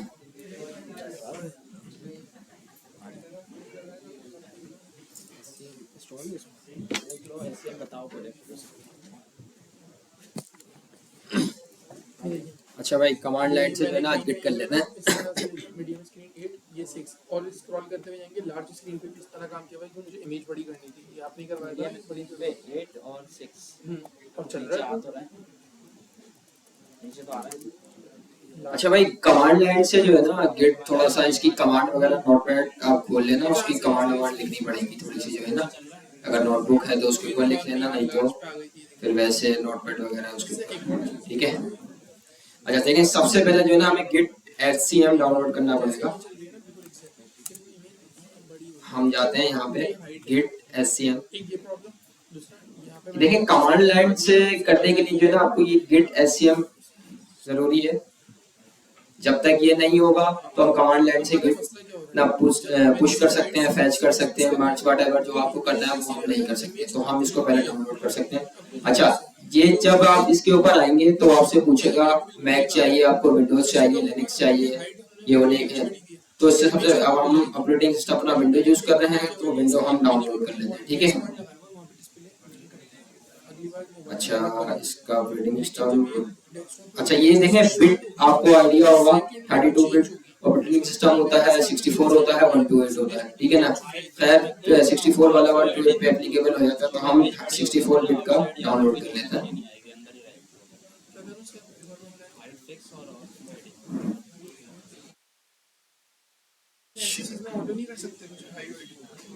अच्छा, ये भी डाउनलोड होता है, थोड़ा टाइम लेगा। मैं इतना एक गिट खोल लेता हूँ। SCM का मतलब पता है? Source code management. ठीक है भाई। तो ये SCM, गिट SCM नाम से एक सॉफ्टवेयर है जो आपको इंस्टॉल करना पड़ेगा, जिससे गिट के जितने भी चीजें कॉन्फ़िगरेशन वगैरह है वो आपके सिस्टम में आ जाएगी। देखिए ये इस तरीके से, जैसे आप कोई भी ड्राइवर होता है, कोई भी चीज होती है, कोई भी रिकॉर्डर होता है, उसको आप इंस्टॉल करते हैं उसके बाद इंस्टॉल करने के बाद उसकी डिपेंडेंसी जो पैकेज है वो आप इंस्टॉल कर रहे होते हैं। इसी तरीके से गिट कमांड लाइन जब आप उसको यूज करेंगे तो आपको गिट एससीएम जरूरी है उसकी कॉन्फ़िगरेशन यूज करने के लिए। अगर आप ये यूज नहीं करेंगे, कमांड लाइन से करेंगे, आपने क्लोन भी कर लिया पहले तो होगा ही नहीं और आप उसको यूज नहीं कर सकेंगे। हाँ, जो सर ने बताया था गिट ऐप डेस्कटॉप वो बाय डिफॉल्ट अपने करता है, वो भी आप उसको इंस्टॉल करते हैं, लेकिन वो कमांड लाइन के लिए होता है, वो अपने इंटरनली मैनेज करो। ठीक है, कुछ कह रहे हो बोलो। देखिए गिट गिट जो है ना, गिट गिट तो मैंने बताया था आपको कि एक लैंग्वेज है, ठीक है, एक तरीके की आप समझे लैंग्वेज है, एक टूल है, जिस तरीके से आप उसको यूज कर रहे हैं। देखिए, अच्छा सॉरी, अब सही आ रहा है। देखें गिटहब एससीएम जो है ना एक टूल है, पैकेज है। लेट सपोज आप स्काइप डाउनलोड करते हैं, सही है, उसका सेटअप इंस्टॉल करते हैं या मोबाइल के अंदर करने एपीके होती है और स्काइप आप इसके अंदर डाउनलोड करते हैं, इंस्टॉल हो जाता है, ठीक है ना। जब तक आप उसको इंस्टॉल नहीं कर पाते, जब तक उसको यूज नहीं कर पाते, ठीक हो गया, ठीक है। गिटहब एससीएम एक टूल है जिसके तरीके से, जिसको आप इंस्टॉल करने के बाद आप एक तरीके से समझें कि वो आपको एक अप्रूवल दे देता है कि आप गिट जो है ना कमांड लाइन के जरिए यूज कर सकें। तो सिंपल है इसका, एक तरीके से एक सॉफ्टवेयर है। इसको आपको विजिबल नहीं होगा, आपको मतलब एक इसको आपको ओपन करके जिस तरीके से आपने गिटहब डेस्कटॉप यूज किया इस तरीके से यूज नहीं करना पड़ेगा उसको। आप सही आ रही है, देखें। तो बस इसको आप इंस्टॉल करेंगे, मैं स्टेप बताऊंगा आपको, स्टेप जब आप उसको फॉलो करेंगे तो आप कमांड लाइन से उसको यूज कर सकें, वो मैं आपको स्टेप सब कुछ करके बताऊंगा, ठीक है। कोई मतलब इसके अंदर वो नहीं है कि आप समझ रहे हैं कि जिस तरीके से हम मैंने गिटहब डेस्कटॉप यूज किया था तो इस तरीके से इसको यूज करना पड़ेगा, नहीं, इसको इस तरीके से यूज नहीं करना पड़ेगा। इसको एक दफा आपने इंस्टॉल कर लिया, उसके बाद आप कमांड से ही सब चीजें मैनेज कर रहे होंगे, ठीक है। देखें इसको आप ओपन किया और इसको हमने रन किया, ठीक है। अच्छा, ये 5-6 स्टेप के अंदर होता है, तो आप ये देख लीजिएगा कि क्या क्या स्टेप मैं फॉलो कर रहा हूँ, तो आप इजीली इसको देखिए। मैंने इंस्टॉल किया इसको,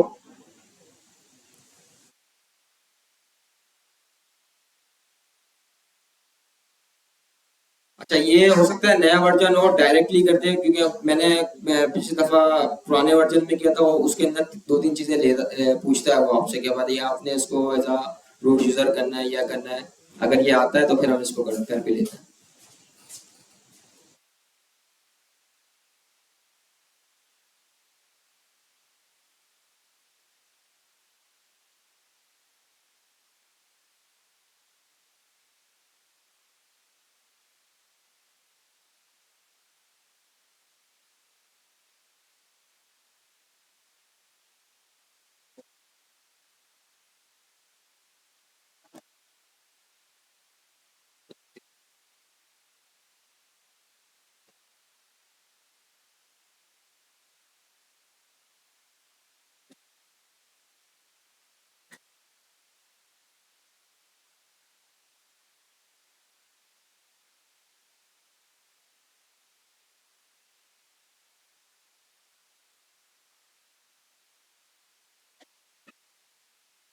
देखें ये एक तरीके से इंस्टॉल हो गया। अगर आप इसको जाके देखना भी चाहें तो उसको यहाँ पे जाके आप गिट बैश लिखेंगे तो ये एक तरीके की कमांड लाइन खुल जाएगी आपके पास, ठीक है ना। वो आपसे पूछ रहा है, लेकिन हम यहाँ से रिपोजिटरी बनाते नहीं है, इसको हम यूज नहीं करते। मैं आपको गिटहब के अकाउंट से जाके वहां से जाके बनाना बता देता हूँ,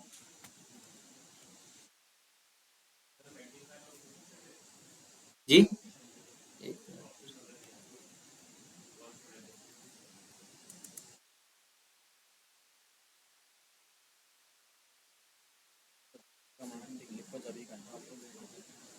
जब मैं कमांड लिखूंगा ना तो फिर मैं आपको करके दिखा दूंगा, ठीक है। अभी फिर आपको मुझे भी विजिबल नहीं हो रहा।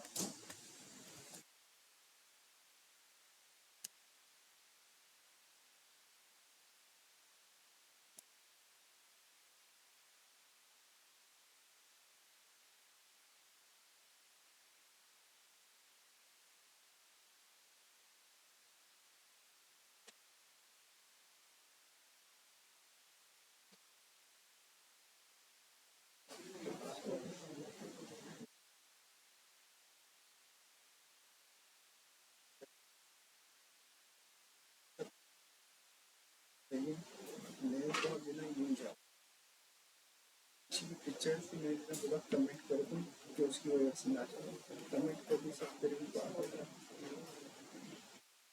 सर जो स्पेस होता है अपने इसके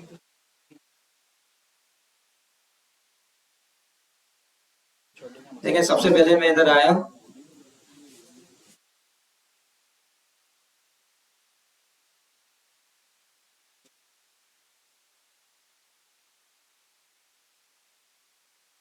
देखिए मैं यहाँ पर आया, मैं रिपोजिटरी में गया, देखिए यहाँ पे न्यू लिखा हुआ होगा, ठीक है। मैंने न्यू पे क्लिक किया, मैं यहाँ पे लिख लेता हूँ सलानी के नाम से एक मैं अपनी रिपोजिटरी बना लेता हूँ। देखें इधर इसने लिखा हुआ भी है क्रिएट या न्यू रिपोजिटरी, ठीक है ना। अच्छा ये यहाँ पे आपसे पूछ रहा है ओनर कौन है इस अकाउंट का। आप देखें इसके अंदर ये नहीं होता कहानी की यूजर नेम, जैसे आपने नेटलिफाई के ऊपर एक यूजर बनाया था तो वो आपको मिल नहीं रहा था, सर ने बोला था अपने नाम से पोर्टफोलियो अगर आप बनाएंगे तो उसके ऊपर वो ये देखें ये बनाएगा एम जैन शाहिद स्लैश सलानी, तो वट एवर आपका अपना यूजर नेम होगा उसके बाद कुछ भी आप बना सकते हैं, जरूरी नहीं है आप भी सलानी का बना सकते हैं, कोई स्पेसिफिक नहीं है कि मतलब ये सलानी का यूनिक होगा ये होगा, आपका यूजर नेम यूनिक होगा और ये यूनिक नहीं होगा, समझ रहे हैं। नाम तो आप कुछ भी रख सकते हैं, जिस तरीके से आपने गिटहब डेस्कटॉप के ऊपर रखा था इस तरीके से आप कुछ भी नाम रख सकते हैं। आप सही है,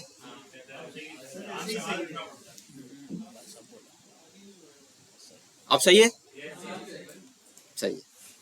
अच्छा देखें यहाँ ये आपसे पूछेगा कि आपने इसको पब्लिक रिपोजिटरी बनानी है या प्राइवेट बनानी है, ठीक है। यहाँ पे मैं इसको कर देता हूँ पब्लिक, ठीक है। अच्छा दूसरे तीसरे स्टेप के अंदर ये आपसे पूछेगा रीडमी। रीडमी वो फाइल है जहाँ पे आपने अपना नेटलिफाई का लिंक डाला था, ठीक है ना। आप चाहे तो उसको ऐड कर लें, वरना कोई ऐसा जिसकी कोई नीड नहीं होती वैसे वैसे अगर आप करना चाहें, क्योंकि देखें जब आप प्रोजेक्ट बना रहे होते हैं ना तो रीडमी इसलिए यूज़ की जाती है कि आप अपने स्टेप लिखते हैं। अगर जैसे आप एक 1 वीक के लिए या 2 वीक्स के लिए कहीं चले गए तो कोई दूसरा डेवलपर उस प्रोजेक्ट के ऊपर काम करे तो आप अपने स्टेप लिख देते हैं।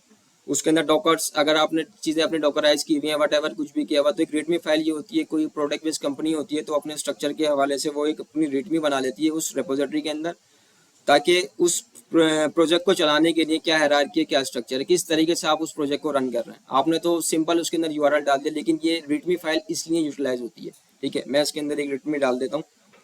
अब सिंपल मैंने यहाँ पे क्लिक करना है क्रिएट रिपोजिटरी, मैं यहाँ पे क्लिक करूंगा। देखें ये वही रिपोजिटरी बन गई जिस तरीके से आपने गिटहब डेस्कटॉप पे बनाई थी, सिंपल है, यहाँ तक कोई आपको डिफरेंट चीज़ नहीं है। वहां से आपने गिटहब डेस्कटॉप से बनाई थी, वो इंटरनली बैकएंड पे उसको अपने अंदर मैनेज करके दे रहा था। यहाँ पे आपने मैनुअली क्रिएट रिपोजिटरी करी, वहाँ पे जाकर आप आए और आपने 3-4 स्टेप फॉलो करे जो जो आपको चाहिए था। रीडमी आपको चाहिए तो चेक बॉक्स के ऊपर आपने ट्रू कर दिया, उसको क्लिक कर दिया तो आपकी रीडमी बन गई, ठीक है ना। रीडमी देखें मैंने उसके अंदर रीडमी की एक अलग अपनी लैंग्वेज होती है, सही है ना। यहाँ पे उसने बाय डिफॉल्ट एक सलानी उठा लिया, ठीक है। अच्छा देखें सबसे पहले हम चलते हैं कोई एक प्रोजेक्ट बना लेते हैं।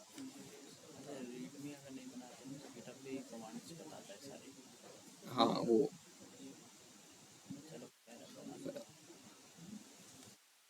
अच्छा देखें हम इसी प्रोजेक्ट को जो सर ने बनाया इसको गिटहब पे पुश करते हैं, यही है। देखिए यहाँ पे मैं लिखूंगा CMD, सही है। ये डायरेक्टली खोल देगा आपकी जो स्पेसिफिक इस फोल्डर की डायरेक्टरी है ना। मैंने यहाँ पे एंटर किया, सिंपल, सही है। अब देखें मैं डायरेक्टली भी यहाँ से कर सकता हूँ, लेकिन मैं आपको बताऊंगा कि आप VS कोड से करें, ठीक है ना। मैंने यहाँ पे लिखा कोड और ये एंटर किया, ये यहाँ से एक कमांड होती है जिसके तरीके से कोड खुल जाता है, ठीक है। मैंने एंटर किया, ये मेरा VS कोड बाय डिफॉल्ट खुला हुआ था तो वो मेरे पास खुल गया, ठीक है।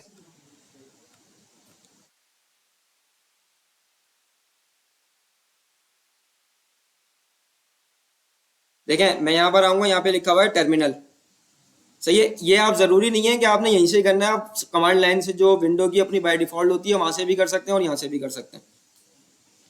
मैंने यहाँ पे लिखा न्यू टर्मिनल, ठीक है ना। अच्छा देखें यहाँ पे ये आपसे पूछता है कि आपको क्या कौन सा टर्मिनल यूज करना है। आप पावर शेल देखेंगे तो विंडो का ही था, ठीक है। मैं गिट बैश कर लेता हूँ यहाँ पे, मतलब जो मैंने इंस्टॉल किया था वो यूज़ कर लेता हूँ। ज़रूरी नहीं है, मैं एक यूज़ करने के लिए आपको बता रहा हूँ कि मैंने इंस्टॉल किया था, ठीक है। देखें, अच्छा अब सबसे पहले इसके ऊपर क्या करना होगा आपको, आपको याद है जब आपने गिटहब डेस्कटॉप यूज़ किया था तो उसके अंदर क्या स्टेप फॉलो किए थे, कोई बताएगा मुझे? नहीं नहीं, कमेंट तो तब तक कैसे दोगे आप कमेंट, आपने गिटहब डेस्कटॉप इंस्टॉल कर लिया तो उसके लिए कुछ तो करना पड़ेगा ना आपको।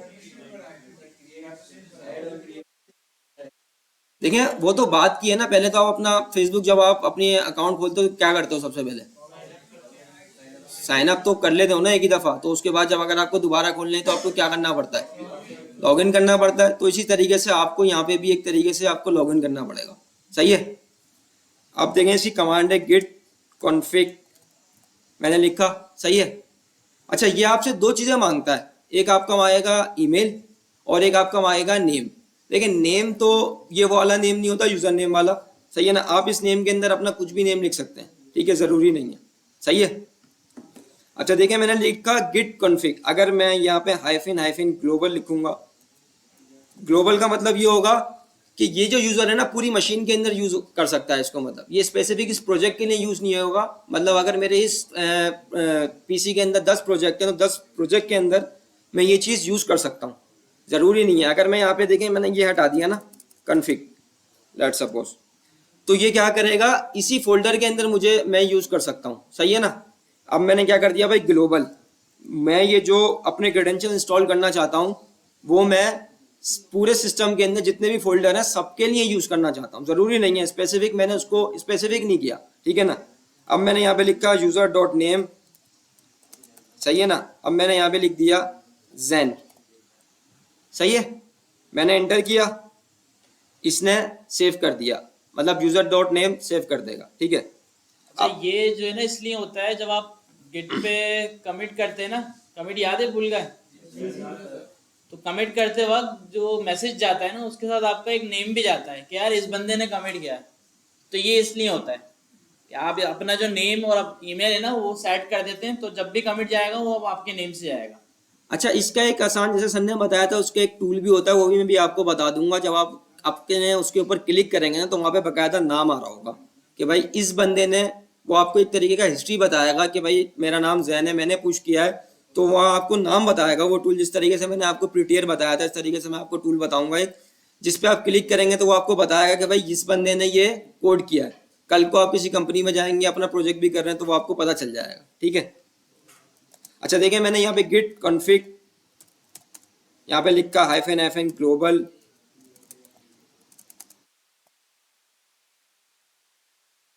यहाँ पे मैंने लिखना यूजर डॉट ने ईमेल, सॉरी, सही है। यहाँ पे मैं लिख दूंगा अपना ईमेल जो मैंने गिटहब से जिसका साइन अप किया था, ठीक है।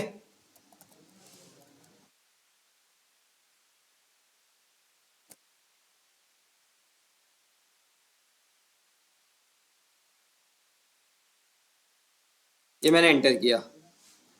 अच्छा मैं आपको इसके क्रेडेंशियल भी चेक करके बता देता हूँ कि इसने ये लिए हैं। तो इसका होता है git I think list, git config list, हाँ गिट कॉन्फिग लिस्ट, सॉरी।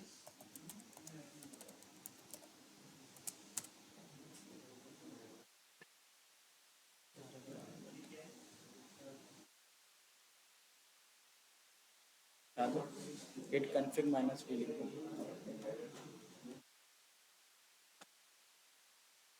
तो बाहर निकलो, कंट्रोल कंट्रोल ये कंट्रोल नहीं, कंट्रोल क्यों से नहीं आ रहा। डिलीट कर दो टर्मिनल।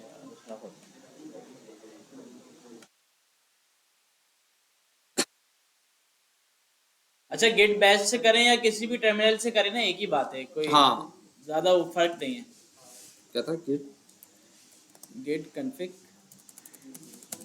कॉन्फ़िग और माइनस वी, हाँ माइनस, नहीं एक काम, गेट कॉन्फ़िग देखो, git config minus dash dash global user dot name, user dot name करो। अच्छा देखें, वो इस वजह से मसला कर रहा था कि उसके अंदर बाय डिफॉल्ट भी किसी ने ग्लोबल नहीं मतलब अपने स्पेसिफिक प्रोजेक्ट के लिए भी यूज किए हुए थे। अगर आप देखें इस तरीके से करेंगे git config hyphen global user dot name, वो आपको आपका बता देगा। देखिए एक कमांड इसकी एक ये भी होती है जो मैं यूज कर रहा था, लेकिन वो उस तरीके से उसको बता नहीं रहा। हाइफन लिस्ट, उससे वो आपके दोनों यूजर नेम और वो ईमेल आपको बता देगा, ठीक है। अच्छा देखें अब क्या करना है, देखें अभी अब मैं यहाँ पे जाके देखता हूँ। अच्छा देखें एक चीज़ यहाँ पे होती है जो बच्चे बाज़ औक़ात गलती करते हैं, तो आप अपने फोल्डर के अंदर वो देख लीजिएगा। फाइल एक्सटेंशन नेम एक ही होता है और यहाँ पे हिडन, सही है ना। अभी तो खैर ये हिडन ही है, मैंने उसको कर दिया। अब देखें मैं सबसे पहले क्या करूँगा, यहाँ पे गिट इन इट, देखें मैं एंटर करूँगा। अब आप देखिएगा वहाँ वो फोल्डर एम्प्टी था, सही है। उसने क्या किया, गिट को आपकी लोकल जो फोल्डर है उसके अंदर इनिशियलाइज कर दिया। मतलब आपका जो लोकल फोल्डर है ना और गिट का जो एक कनेक्शन है, उसने एक कनेक्शन बना दिया। जब तक ये फोल्डर नहीं होगा तो आप उस चीज़ को यूज़ नहीं कर सकते। जिस तरीके से आप गिटहब डेस्कटॉप पे यूज़ करते थे उसका यही था, जब तक डॉट गिट का फोल्डर नहीं होगा तो आप ना पुश कर सकते हैं, ना पुल ले सकते हैं, ना फैच कर सकते हैं। ये समझ लें एक आपका कनेक्शन बना रहा है कि आप इस पूरे जो फोल्डर की है उसकी हिस्ट्री बना सकें, लोकली इसको मैनेज कर सकें। ठीक हो गया, समझ में आ गया। उसमें क्या था कि आप गिटहब डेस्कटॉप में जाके अपने फोल्डर की लोकेशन बता के उसमें ऐड करते थे, तो ये डॉट गिट का फोल्डर वो खुद बनाता था। तो यहाँ पे क्या है, गिट का फोल्डर बनाने की कमांड गिट इनिट, तो इससे गिट इनिशियलाइज हो जाएगा आपके फोल्डर के अंदर, और गिट जो है ना आपके फोल्डर की ट्रैकिंग शुरू कर देगा कि भाई फोल्डर में क्या ऐड हो रहा है, क्या रिमूव हो रहा है, क्या डिलीट हो रहा है, सब बताना शुरू कर देगा आपको। सर अभी तक 3 चीजें की ना, एक अपना यूजर नेम और दूसरा ये गिट इनिट। अच्छा देखिए, जब मैंने बहुत से बच्चों की थ्योरी ये देखी जो मैं अभी बता दूं। मैंने जब सोचा था कि जब मैं गिट पढ़ाऊंगा तो उस टाइम पे मैं देख लूंगा। देखें आपका जो है ना, देखें ये इस तरीके से वर्क नहीं करेगा। अभी देखें यहाँ मेरा पाथ देखें क्या पाथ है, C:\\windows/system/cmd डॉट, ये तो अभी खैर उसका बता रहा है। अभी देखें मैं यहाँ पे खड़ा हुआ हूँ ना, यहाँ पे देखें उसने जो पाथ लिया हुआ है वो ये वाला पाथ है। अब बहुत से बच्चे क्या गलती कर रहे होते हैं, वो यहाँ खोलते हैं और यहाँ पे CMD लिखा लेट्स सपोज, और यहाँ पे कोड किया, भाई यहाँ खोल लिया, यहाँ खोल लिया। तो देखें यहाँ खोलेंगे ना तो उसको पता ही नहीं है कि आप करना क्या चाह रहे हैं। समझ रहे हैं मेरी बात। यहाँ नहीं होगा, जहाँ पे आपने उसको खोला है ना, जहाँ पे उसकी डॉट गिट कॉन्फिग है, तो वहीं इसको जाके खोलना है। यहाँ पे अगर आपका बंद भी हो गया तो आप दोबारा यहाँ पे आएंगे, आपने यहाँ पे CMD लिखा, और CMD जब लिखेंगे कमांड लाइन खुल जाएगी, आप यहाँ से कर लें या कोड डॉट करके आप VS कोड पे खोल दें। ऐसा नहीं होगा। अगर आप अपना पोर्टफोलियो भी बनाएंगे उसके अंदर इसी तरीके से बनाएंगे। एक आपकी डॉट गिट की एक फोल्डर होगा, उसके अंदर मल्टीपल, अगर आपने 100 फोल्डर भी डालने हैं तो आप डाल सकते हैं, एक होगा, ये नहीं होगा। अगर आप यहाँ पे भी करेंगे, यहाँ पे भी आपने कर दिया, तो वो हमेशा इसको पकड़ेगा, सही है ना। तो फिर आपका ना आप पुश कर सकते हैं ना पुल, उसको एक ही चाहिए होगा जो कि एक है। वो एक ये सामने बैठा हुआ है, आई थिंक इसका ये मसला था, ठीक है ना। हमेशा एक ही आपका ओरिजिन होगा, समझते हैं ना। पेरेंट टू चाइल्ड, एक मैं आपको अब CSS आपने पढ़ी हुई है तो इस तरीके से बताता हूँ। अगर आपने एक पेरेंट की क्लास बना दी ना, उसके अंदर चाइल्ड होते हैं, ठीक है ना। ये तो नहीं होता कि आपने पेरेंट दोबारा से अंदर दे दिया, तो वो तो ओवरराइड ही होगा ना। तो उसका बेस्ट यही है कि आप एक फोल्डर बनाएंगे, जैसे ये फोल्डर बना हुआ, इसके अंदर एक दफा ये कमांड लिखेंगे, जैसे मैंने यहाँ पे लिखी गिट इनिट, ठीक है ना। अच्छा ये जरूरी नहीं है गिट कॉन्फिग हाइफन ग्लोबल, में यहाँ पे भी कर सकता था, ये यहाँ पे भी कर सकता था, सही है।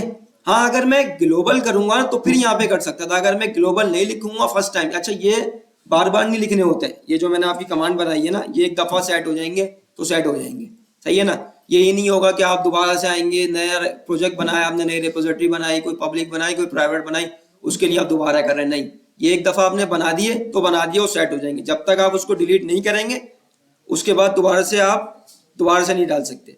हाँ ये कर सकते हैं, दूसरे डाल सकते हैं, सही है ना। लेकिन ये आपके ग्लोबल होगा। ग्लोबल का मतलब ये है कि हमेशा के लिए वो आपके सेट होगा, जब तक आप उसको डिलीट नहीं कर सकते, सही है। अच्छा अभी आप देखिएगा, यहाँ पे देखिएगा, अच्छा देख रहे हैं यहाँ पे आप, ये VS कोड सभी यूज करते हैं, देख रहे हैं यहाँ पे आप कोई चीज देखेंगे, यहाँ पे जैसे मैंने गिट इनिट किया ना तो इसने यहाँ पे चेंजेस बता दी। चेंजेस का मतलब समझते हैं, जिस तरीके से आप एक फाइल जैसे आपने बनाई असाइनमेंट 1 की, सही है, आप जब गिटहब डेस्कटॉप पे असाइनमेंट 2 उसी फोल्डर के अंदर डालते तो वो बताता था, सही है। ग्रीन का मतलब ये आपने चेंज किया, रेड का मतलब ये आपने डिस्कार्ड किया है, मतलब वो चीज आपने हटाई है, सही है ना। इसी तरीके से उसने क्या किया, यहाँ पे आपको बता दिया। आप यहाँ पे आके देख सकते हैं उसका पूरा मतलब कि आपने क्या क्या चीजें दी, ये सारी चीजें उसके अंदर, सही है। अभी ये देखें, ये चेंजेस बता रहा है, देखें ये छोटी छोटी चीजें यहाँ से भी आप उसको डिस्कार्ड कर देंगे तो आप, इसका मतलब क्या होता है कि आपने जो गिट इनिट किया है ना उसको आप रिवर्स कर रहे हैं, मतलब आप इस चीज को दोबारा से चेंज, मतलब गिट की जो आपने ट्रैकिंग करी है उससे हटा देंगे, सही है ना। अभी मैं वो कर नहीं रहा, लेकिन मैं आपको बता रहा हूँ, ये भी मैं इंशाल्लाह आपको भी करके बताऊंगा। अब ये देखिएगा ये किसके अंदर आ रहा है, चेंजेस के अंदर आ रहा है, ठीक है, चेंजेस के अंदर आ रहा है। अब ये देखिएगा क्या होगा, देखें देखें ये यहाँ पे होता है, ये देखें सबसे पहले ये देखें, ये आपका एक मिनट,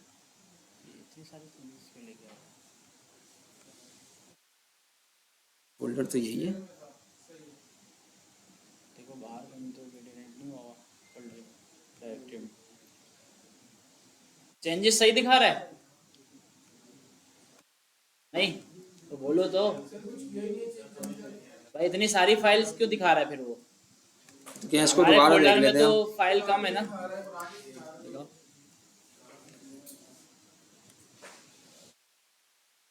नहीं, डायरेक्टरी तो यही है। हाँ देखें देखें एक मसला ये भी है, देखें देखें ये देखें बाहर भी डॉट गिट का जो है ना वो चीज़ इनिशियलाइज हुई, जिसकी वजह से उसने सबको बता दिया। देखें मैंने एक बताया थी ना चीज़ कि अगर आपका एक ही जगह होगा दूसरी जगह नहीं होगा, जिसकी वजह से वो सबको बता रहा है जबकि उसको बताना चाहिए। अच्छा ये चीज़ मैं भी नोट कर रहा था कि मेरा पाथ वही है लेकिन ये चीज़ें क्यों बता रहा है। अभी हम इसको डिलीट कर देंगे, बंद करना पड़ेगा अभी इसको।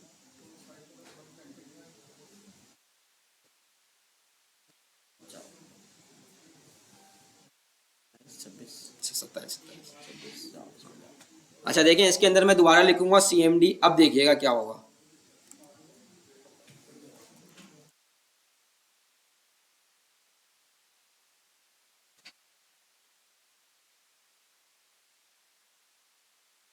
देखें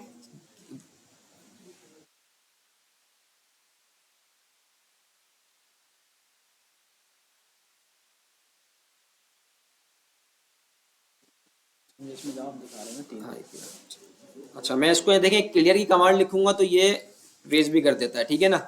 उसके अंदर हम CLS करते हैं, इसके अंदर गिट बैश के अंदर अगर मैं CLS लिखूंगा, अब ये देखें आप यहाँ पर आएंगे ना, ये 3 आइकन होते हैं, ये बेसिकली बाय डिफॉल्ट गिट की कॉन्फ़िगरेशन है जो बाय डिफॉल्ट VS कोड अपने पास रखता है, ठीक है ना। आपको ज़रूरी नहीं है कि आप वहाँ जाएँ, बार बार ब्राउज़र में जाएँ जाके देखें, सही है ना। लोकल चेंजेस, सॉरी, वो तो जब तक ब्राउज़र में तब बताएगा जब आप पुश करेंगे, जब तक पुश नहीं करेंगे जब तक नहीं बताएगा। अभी देखें मैंने कोई ओरिजिन कोई कुछ ऐड ही नहीं किया है, ठीक है। मैं यहाँ पे गया, अब ये देखें यहाँ पे 3 चेंजेस बता रहा है, मैं यहाँ पे क्लिक भी करता हूँ तो ये देखें सब चीज़ें बता रहा है कि भाई मेरी क्या फाइल के अंदर क्या चेंज थी क्या नहीं था, सब बता रहा है वो। देख रहे हैं उसने ट्रैकिंग स्टार्ट कर दी, सही है ना। जब उसने ट्रैकिंग स्टार्ट कर दी तो आप समझ लें कि आपका गिट इनिट हो चुका है, सही है ना। और यहाँ पे वो चेंजेस बता रहा है। अब मैं अपना टर्मिनल खोल लेता हूँ क्योंकि मुझे टर्मिनल से ही करना है मुझे। जी बोले। जब ये गिट नहीं था तो इसमें कौन सी मेमोरी में इसको सेव रखा हुआ था, जैसे गिट आया तो उसने उसको बता दिया कि इसके मैंने ये चेंज किया है। देखें गिट भी मेमोरी वही रखता है जो आपकी हार्ड ड्राइव की होती है, बात समझिएगा। देखें आप अलग समझ रहे हैं बिल्कुल कि भाई वो अपनी मेमोरी ले लेता है, ये ऐसा नहीं करता। लेट सपोज अगर आपकी 10 MB का एक प्रोजेक्ट है ना तो आपकी 10 MB का ही प्रोजेक्ट रहता है, थोड़ी बहुत KB MB के अंदर जो गिट का .git का फोल्डर इनिशियलाइज हुआ होता है उसकी फाइल का होता है।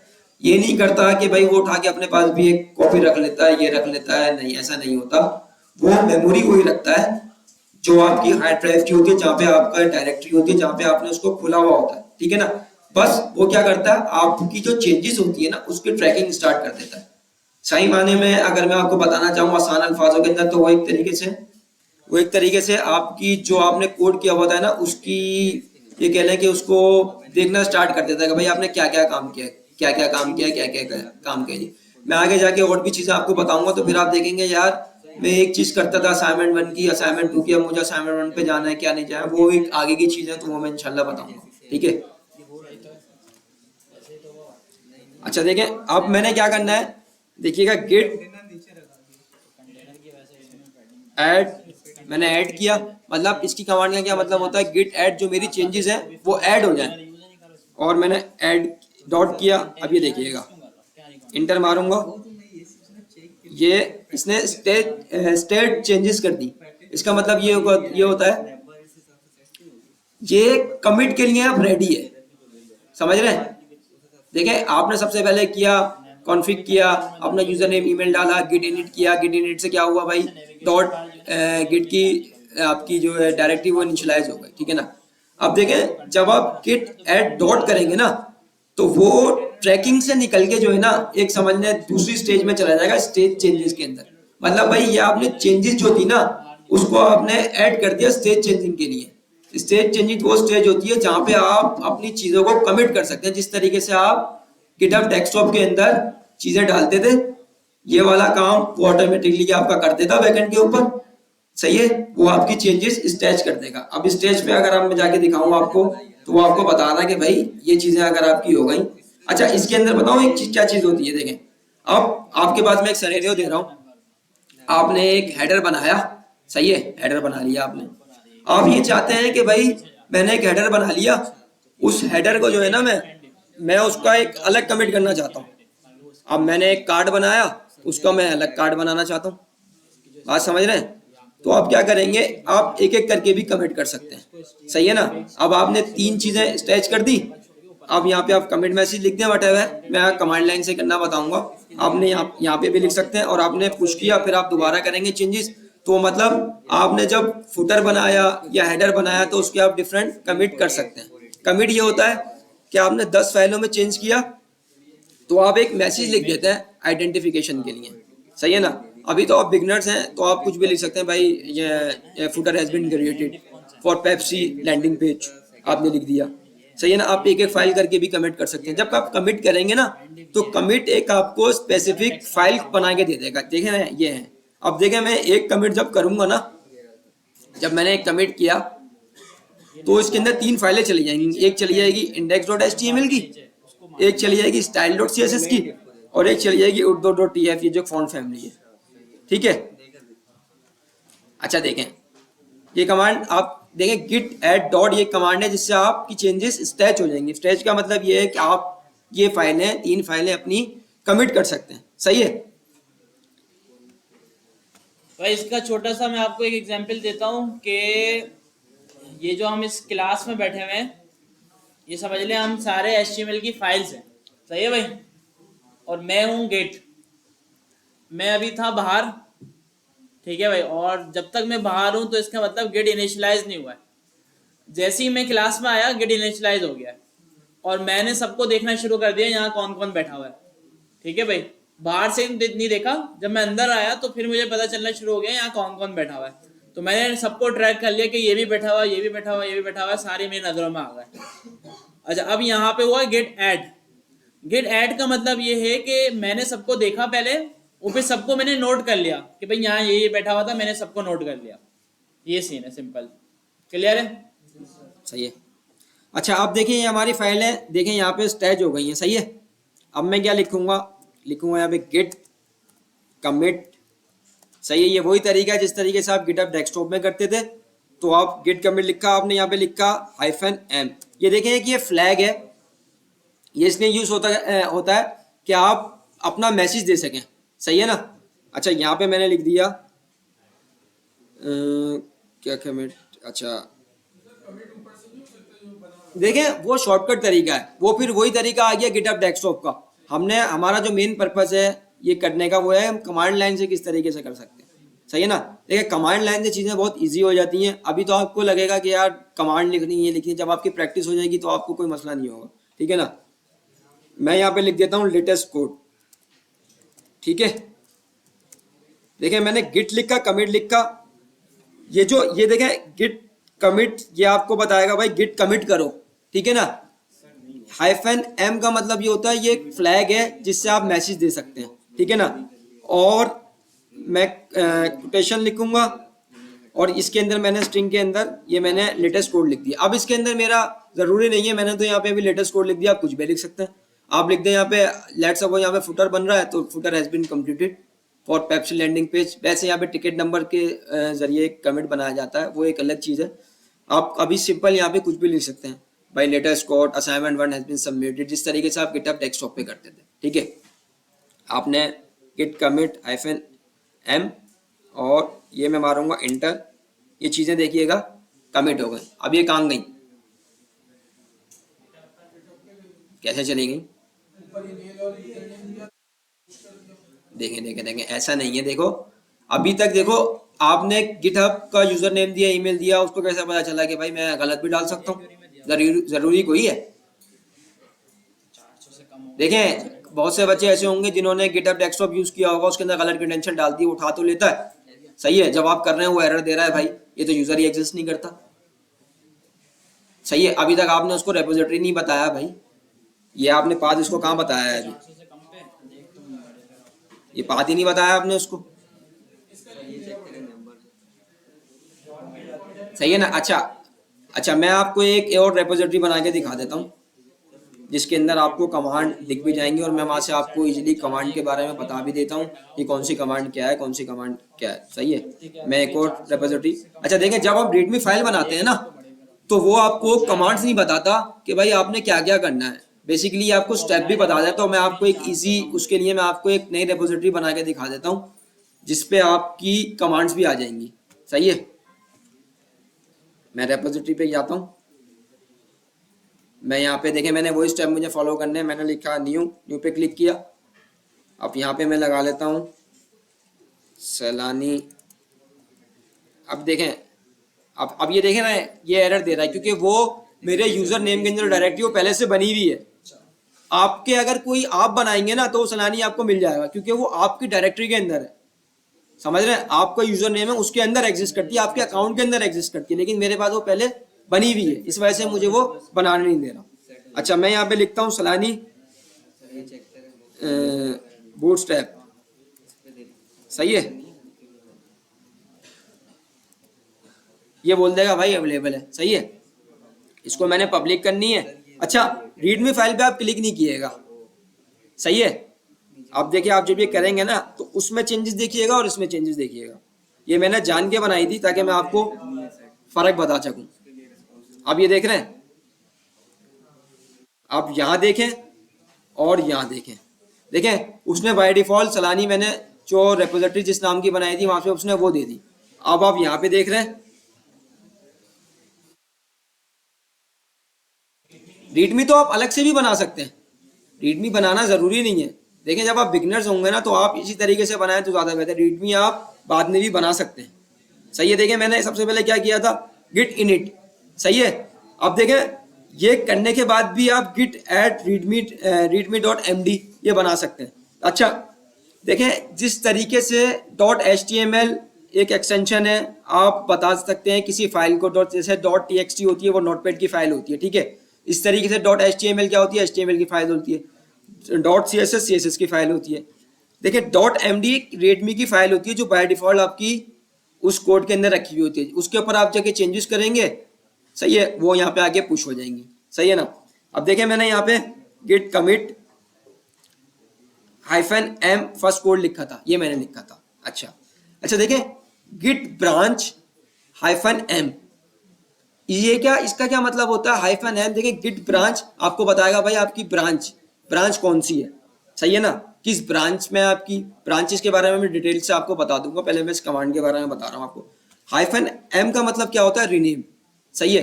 देखें पहले जो गिटहब का जो स्ट्रक्चर था ना उसकी बाय डिफॉल्ट जो ब्रांच बनती थी वो बनती थी मास्टर, सही है ना। मास्टर एक समझें कि एक तरीके का आप ब्रांच एक तरीके से सिंपल ये समझें कि फोल्डर है, सही है ना।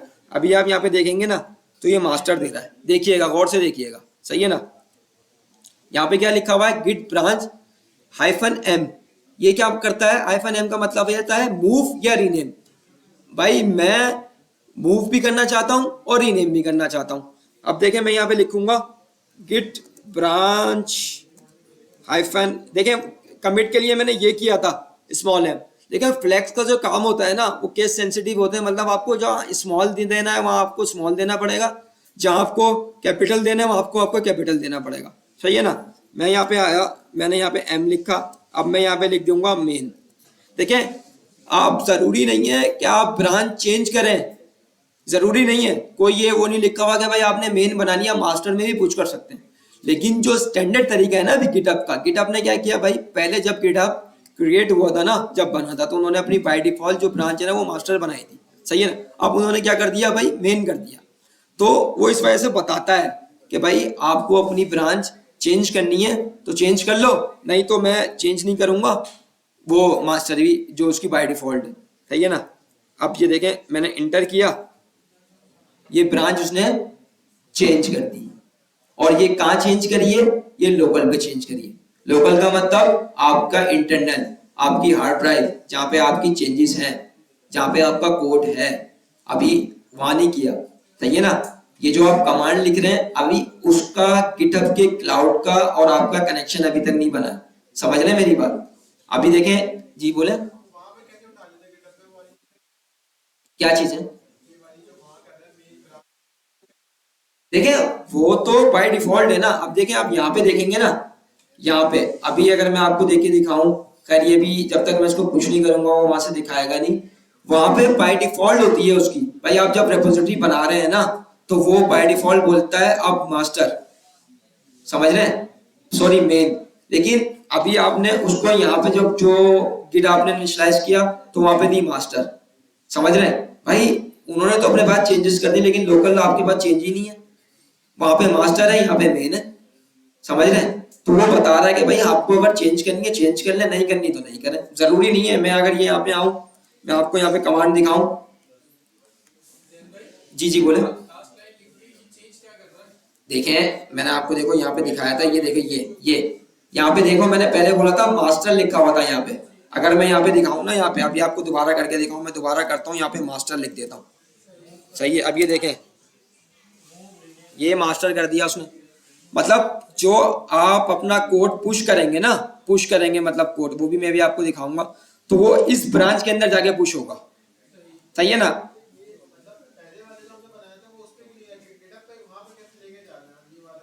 नहीं देखें अभी तो मैंने कनेक्शन ही नहीं बनाया ना, अभी मेरा कनेक्शन खाली मेरा लोकल मशीन का और गिट का अभी मेरी लोकल मशीन के ऊपर है। जो मैंने लोकल काम किया वो मेरा बताएगा। अभी मैंने गिट पे पुश ही नहीं किया, अभी तो मैंने कनेक्शन ही नहीं बनाया। अब मैंने गलत ईमेल डाल दी, हो सकता है, बात समझे ना मेरी। फेसबुक पे क्या करता है, फेसबुक पे अगर आप गलत क्रेडेंशियल डालते हो तो आपको लॉगिन ही नहीं करने देता। ये जो चीज है अभी आप सर ने आपको बताया था ना कि भाई आपका लोकली होता है, गिट आपका लोकली चीजों को मैनेज कर रहा होता है, ट्रैक कर रहा होता है बेसिकली फाइल्स को, चीजों को, सही है ना। अभी आपने इसकी मास्टर करी थी, मैं दोबारा अगर आप ये करेंगे, मैंने इसको दोबारा इंटर करूंगा, ये मेन हो जाएगी। ये आपकी लोकली कर रहा है, उसको नहीं पता भाई गिटहब को आपने करिए नहीं करिए। जब आप पुश करेंगे ना चीजों को तो फिर उसको पता चलेगा हाँ भाई आपने मेन करी थी या मास्टर करी थी, कुछ और भी अपनी भी लिख सकते हैं आप। लेकिन जो स्टैंडर्ड तरीका होता है ना वो ये होता है कि आप मास्टर या मेन रखते हैं पहली अपनी ब्रांच, उससे फिर आप अपनी डिफरेंट ब्रांचेस निकालते हैं। भाई फीचर की निकाल ली, कोई आपने फुटर की निकाल ली, कोई कुछ, सही है। अच्छा मैं आपको अभी 2 कमांड ये करके बता देता हूँ, फिर नेक्स्ट क्लास में कंटिन्यू कर लेते हैं ताकि आपको कुछ चीज़ों का कोड भी मिल जाए, सही है यार। 2 कमांड है, इजी है। उसके बाद ब्रांचों का वो स्ट्रक्चर मैं नेक्स्ट क्लास में बता दूंगा, सही है।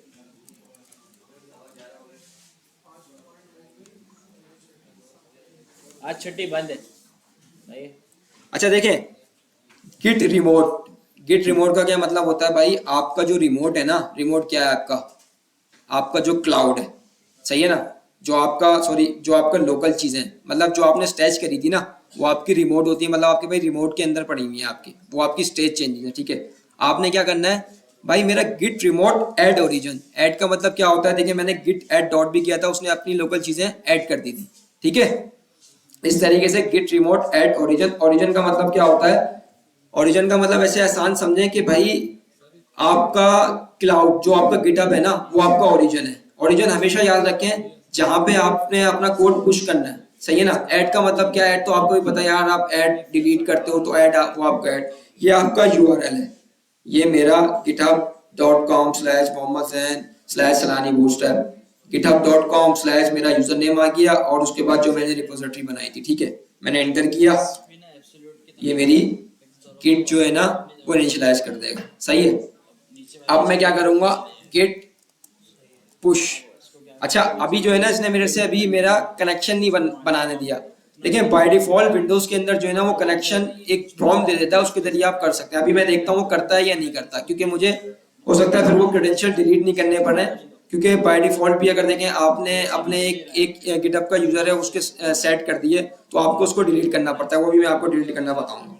मैं पुश करूंगा, अब वो आपको बोल रहा है कि भाई देखें git push --- set upstream origin में। अच्छा देखें सबसे पहले जब आपकी कोई ब्रांच पुश करेंगे ना तो इनिशियल में आपको एक अपनी स्ट्रीम सेट करनी पड़ती है। वो स्ट्रीम ये होती है कि भाई मैं कहाँ पुश करना चाहता हूँ, मैं पुश करना चाहता हूँ अपने ओरिजिन के ऊपर, सही है ना। आउट स्ट्रीम का मतलब ये होता है --- सेट अपस्ट्रीम कि भाई मेरा कनेक्शन जो है ना उस ब्रांच के साथ बन जाए। इसका एक शॉर्ट तरीका भी होता है गिट पुश -u, जो इतना बड़ा लिखा हुआ है ना उसका शॉर्ट तरीका एक ये होता है ओरिजिन। ओरिजिन क्या क्या मतलब ये है कि जो मेरे गिटहब डेस्कटॉप है जहां से मेरे वो यूआरएल मैंने लिया था, सही है। अच्छा आप यहाँ पे आप क्या देंगे, मेन। आपने यहाँ देखना है कि भाई यहाँ पे क्या लिखा हुआ आ रहा है। यहाँ पे अगर मास्टर है, अगर आपने चेंज नहीं किया तो आप मास्टर देंगे, और यहाँ पे अगर मेन है तो आप मेन देंगे। मैंने यहाँ पे चेंज कर लिया तो मैं यहाँ पे दूंगा मेन, सही है, एंटर, सही है। अच्छा देखें अब यहाँ पे उसने एक मसला दे दिया है कि भाई आपका जो है ना पहले से ऐड हुआ है, सही है। अब मैं यहाँ पे जाऊंगा, किसी ने पहले इस पीसी के अंदर क्रेडेंशियल्स ऐड किए हैं, क्रेडेंशियल्स मैनेजर्स के अंदर जाऊंगा, देखेंगे यहाँ पे आप लिखेंगे क्रेडेंशियल्स मैनेजर, सही है। आप यहाँ पे एंटर करेंगे, अब वेब क्रेडेंशियल, ये विंडोज की क्रेडेंशियल्स होते हैं और यहाँ पे होते हैं वेब।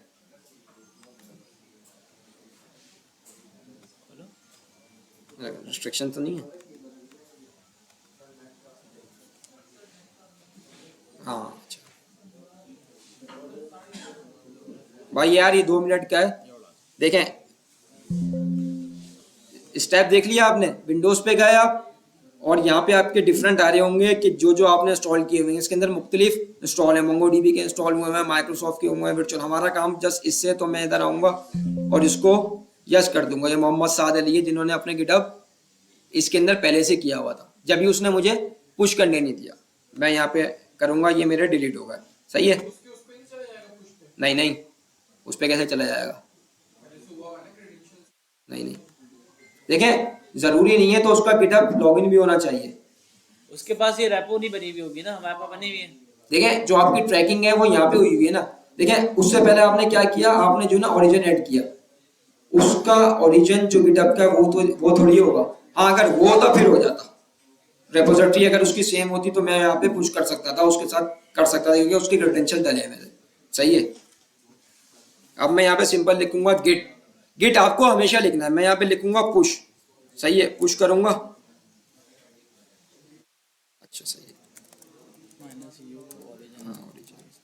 अच्छा मैं वो भूल गया था, क्योंकि अब मैं क्या करूंगा तो देखें वो आपसे पूछेगा, एक प्रॉम्प्ट आएगी sign in with your browser, सही है। मैं इस पे क्लिक करूंगा, भाई अंदर रखो भाई।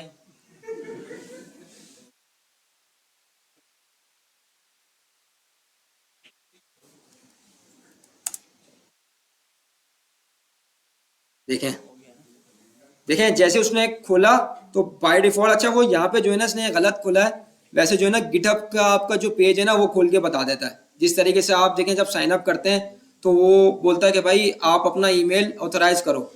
याद है आप फेसबुक की वगैरह की ईमेल डालते हैं तो वो सबसे पहले क्या करता है, पेंडिंग में डाल देता है, जब तक आप उसको अप्रूव नहीं करते, जब तक वो आपका वेरीफाई नहीं होता। इस तरीके से आप जब पुश करेंगे, देखें आप इसने क्या करा, गिट पुश, उसको आपने क्लिक किया, ऐड किया, तो वो लिंकिंग बना दिया, सही है ना, उसने आपका जिस तरीके से पेंडिंग से वो अप्रूव में हो गया, सही है ना। अब आप इधर भी आएंगे तो देखेंगे क्रेडेंशियल्स के अंदर मेरे यहाँ पे क्रेडेंशियल्स आ जाएंगे, अगर मैं उसको वापसी आऊँ, यहाँ पे मेरे क्रेडेंशियल्स आ गए, सही है, आ गए।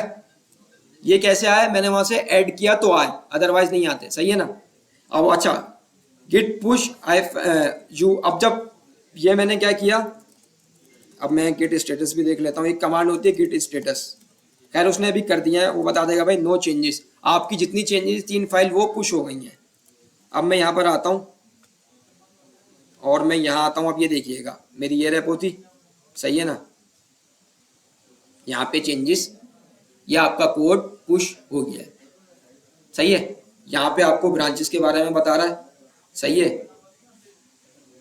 भाई आपकी कौन सी ब्रांच थी, मेरी मेन ब्रांच के अंदर मैंने ये 3 चीज़ें अपनी पुश करी हैं, ठीक हो गया। कोई क्यूरी हो तो अभी टाइम ज़्यादा हो गया है, आप नेक्स्ट क्लास में पूछ, नेक्स्ट क्लास में ब्रांचेस वगैरह किस तरीके से बनाते हैं, सब चीज़ें आपको डिटेल में समझा। बैठना है अभी भाई, बैठना है, बैठिए सब, बैठिए जल्दी जल्दी।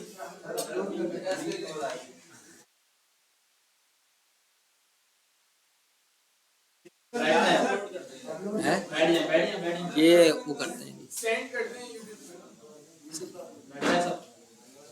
पे। जल्दी होती है आने में, इतनी जल्दी नहीं होती किसी को, आने में होती है, स्कूल से बच्चों की छुट्टी होती है। तो अच्छा, ये थोड़ा एडवांस 3 चीजें, ठीक है, आपने आपको गिटहब डेस्कटॉप से पहले इसी वजह से समझाया था कि भाई आसान होता है, उसमें सब चीजें समझ में आती हैं और आसानी के साथ हर कोई कर लेता है। ये चीजें थोड़ी सी मुश्किल है, कमांड लाइन से सबकी है, तो एक बार इसको रिपीट भी कर लेंगे, कोई ऐसा मसला नहीं है। बाकी इसमें काफी सारी चीजें और भी एडवांस पढ़ी हुई जो कि अभी हमने पढ़ी ही नहीं है, ठीक है, जैसे ब्रांच वगैरह क्या होती है, इसकी भी पूरी एक बहुत बड़ी डिटेल है और काफी सारी चीजें इसमें भी पढ़ने की है, ठीक है। तो फिलहाल इसको इतने रखते हैं, थोड़ा सा और रिकॉर्डिंग एंड कर दो इसमें जाके ओबीएस में। तो फिलहाल इसको इतने रखते हैं, समझे, आपको थोड़ा और भी मिल गया इसका, यार ये कमांड लाइन से भी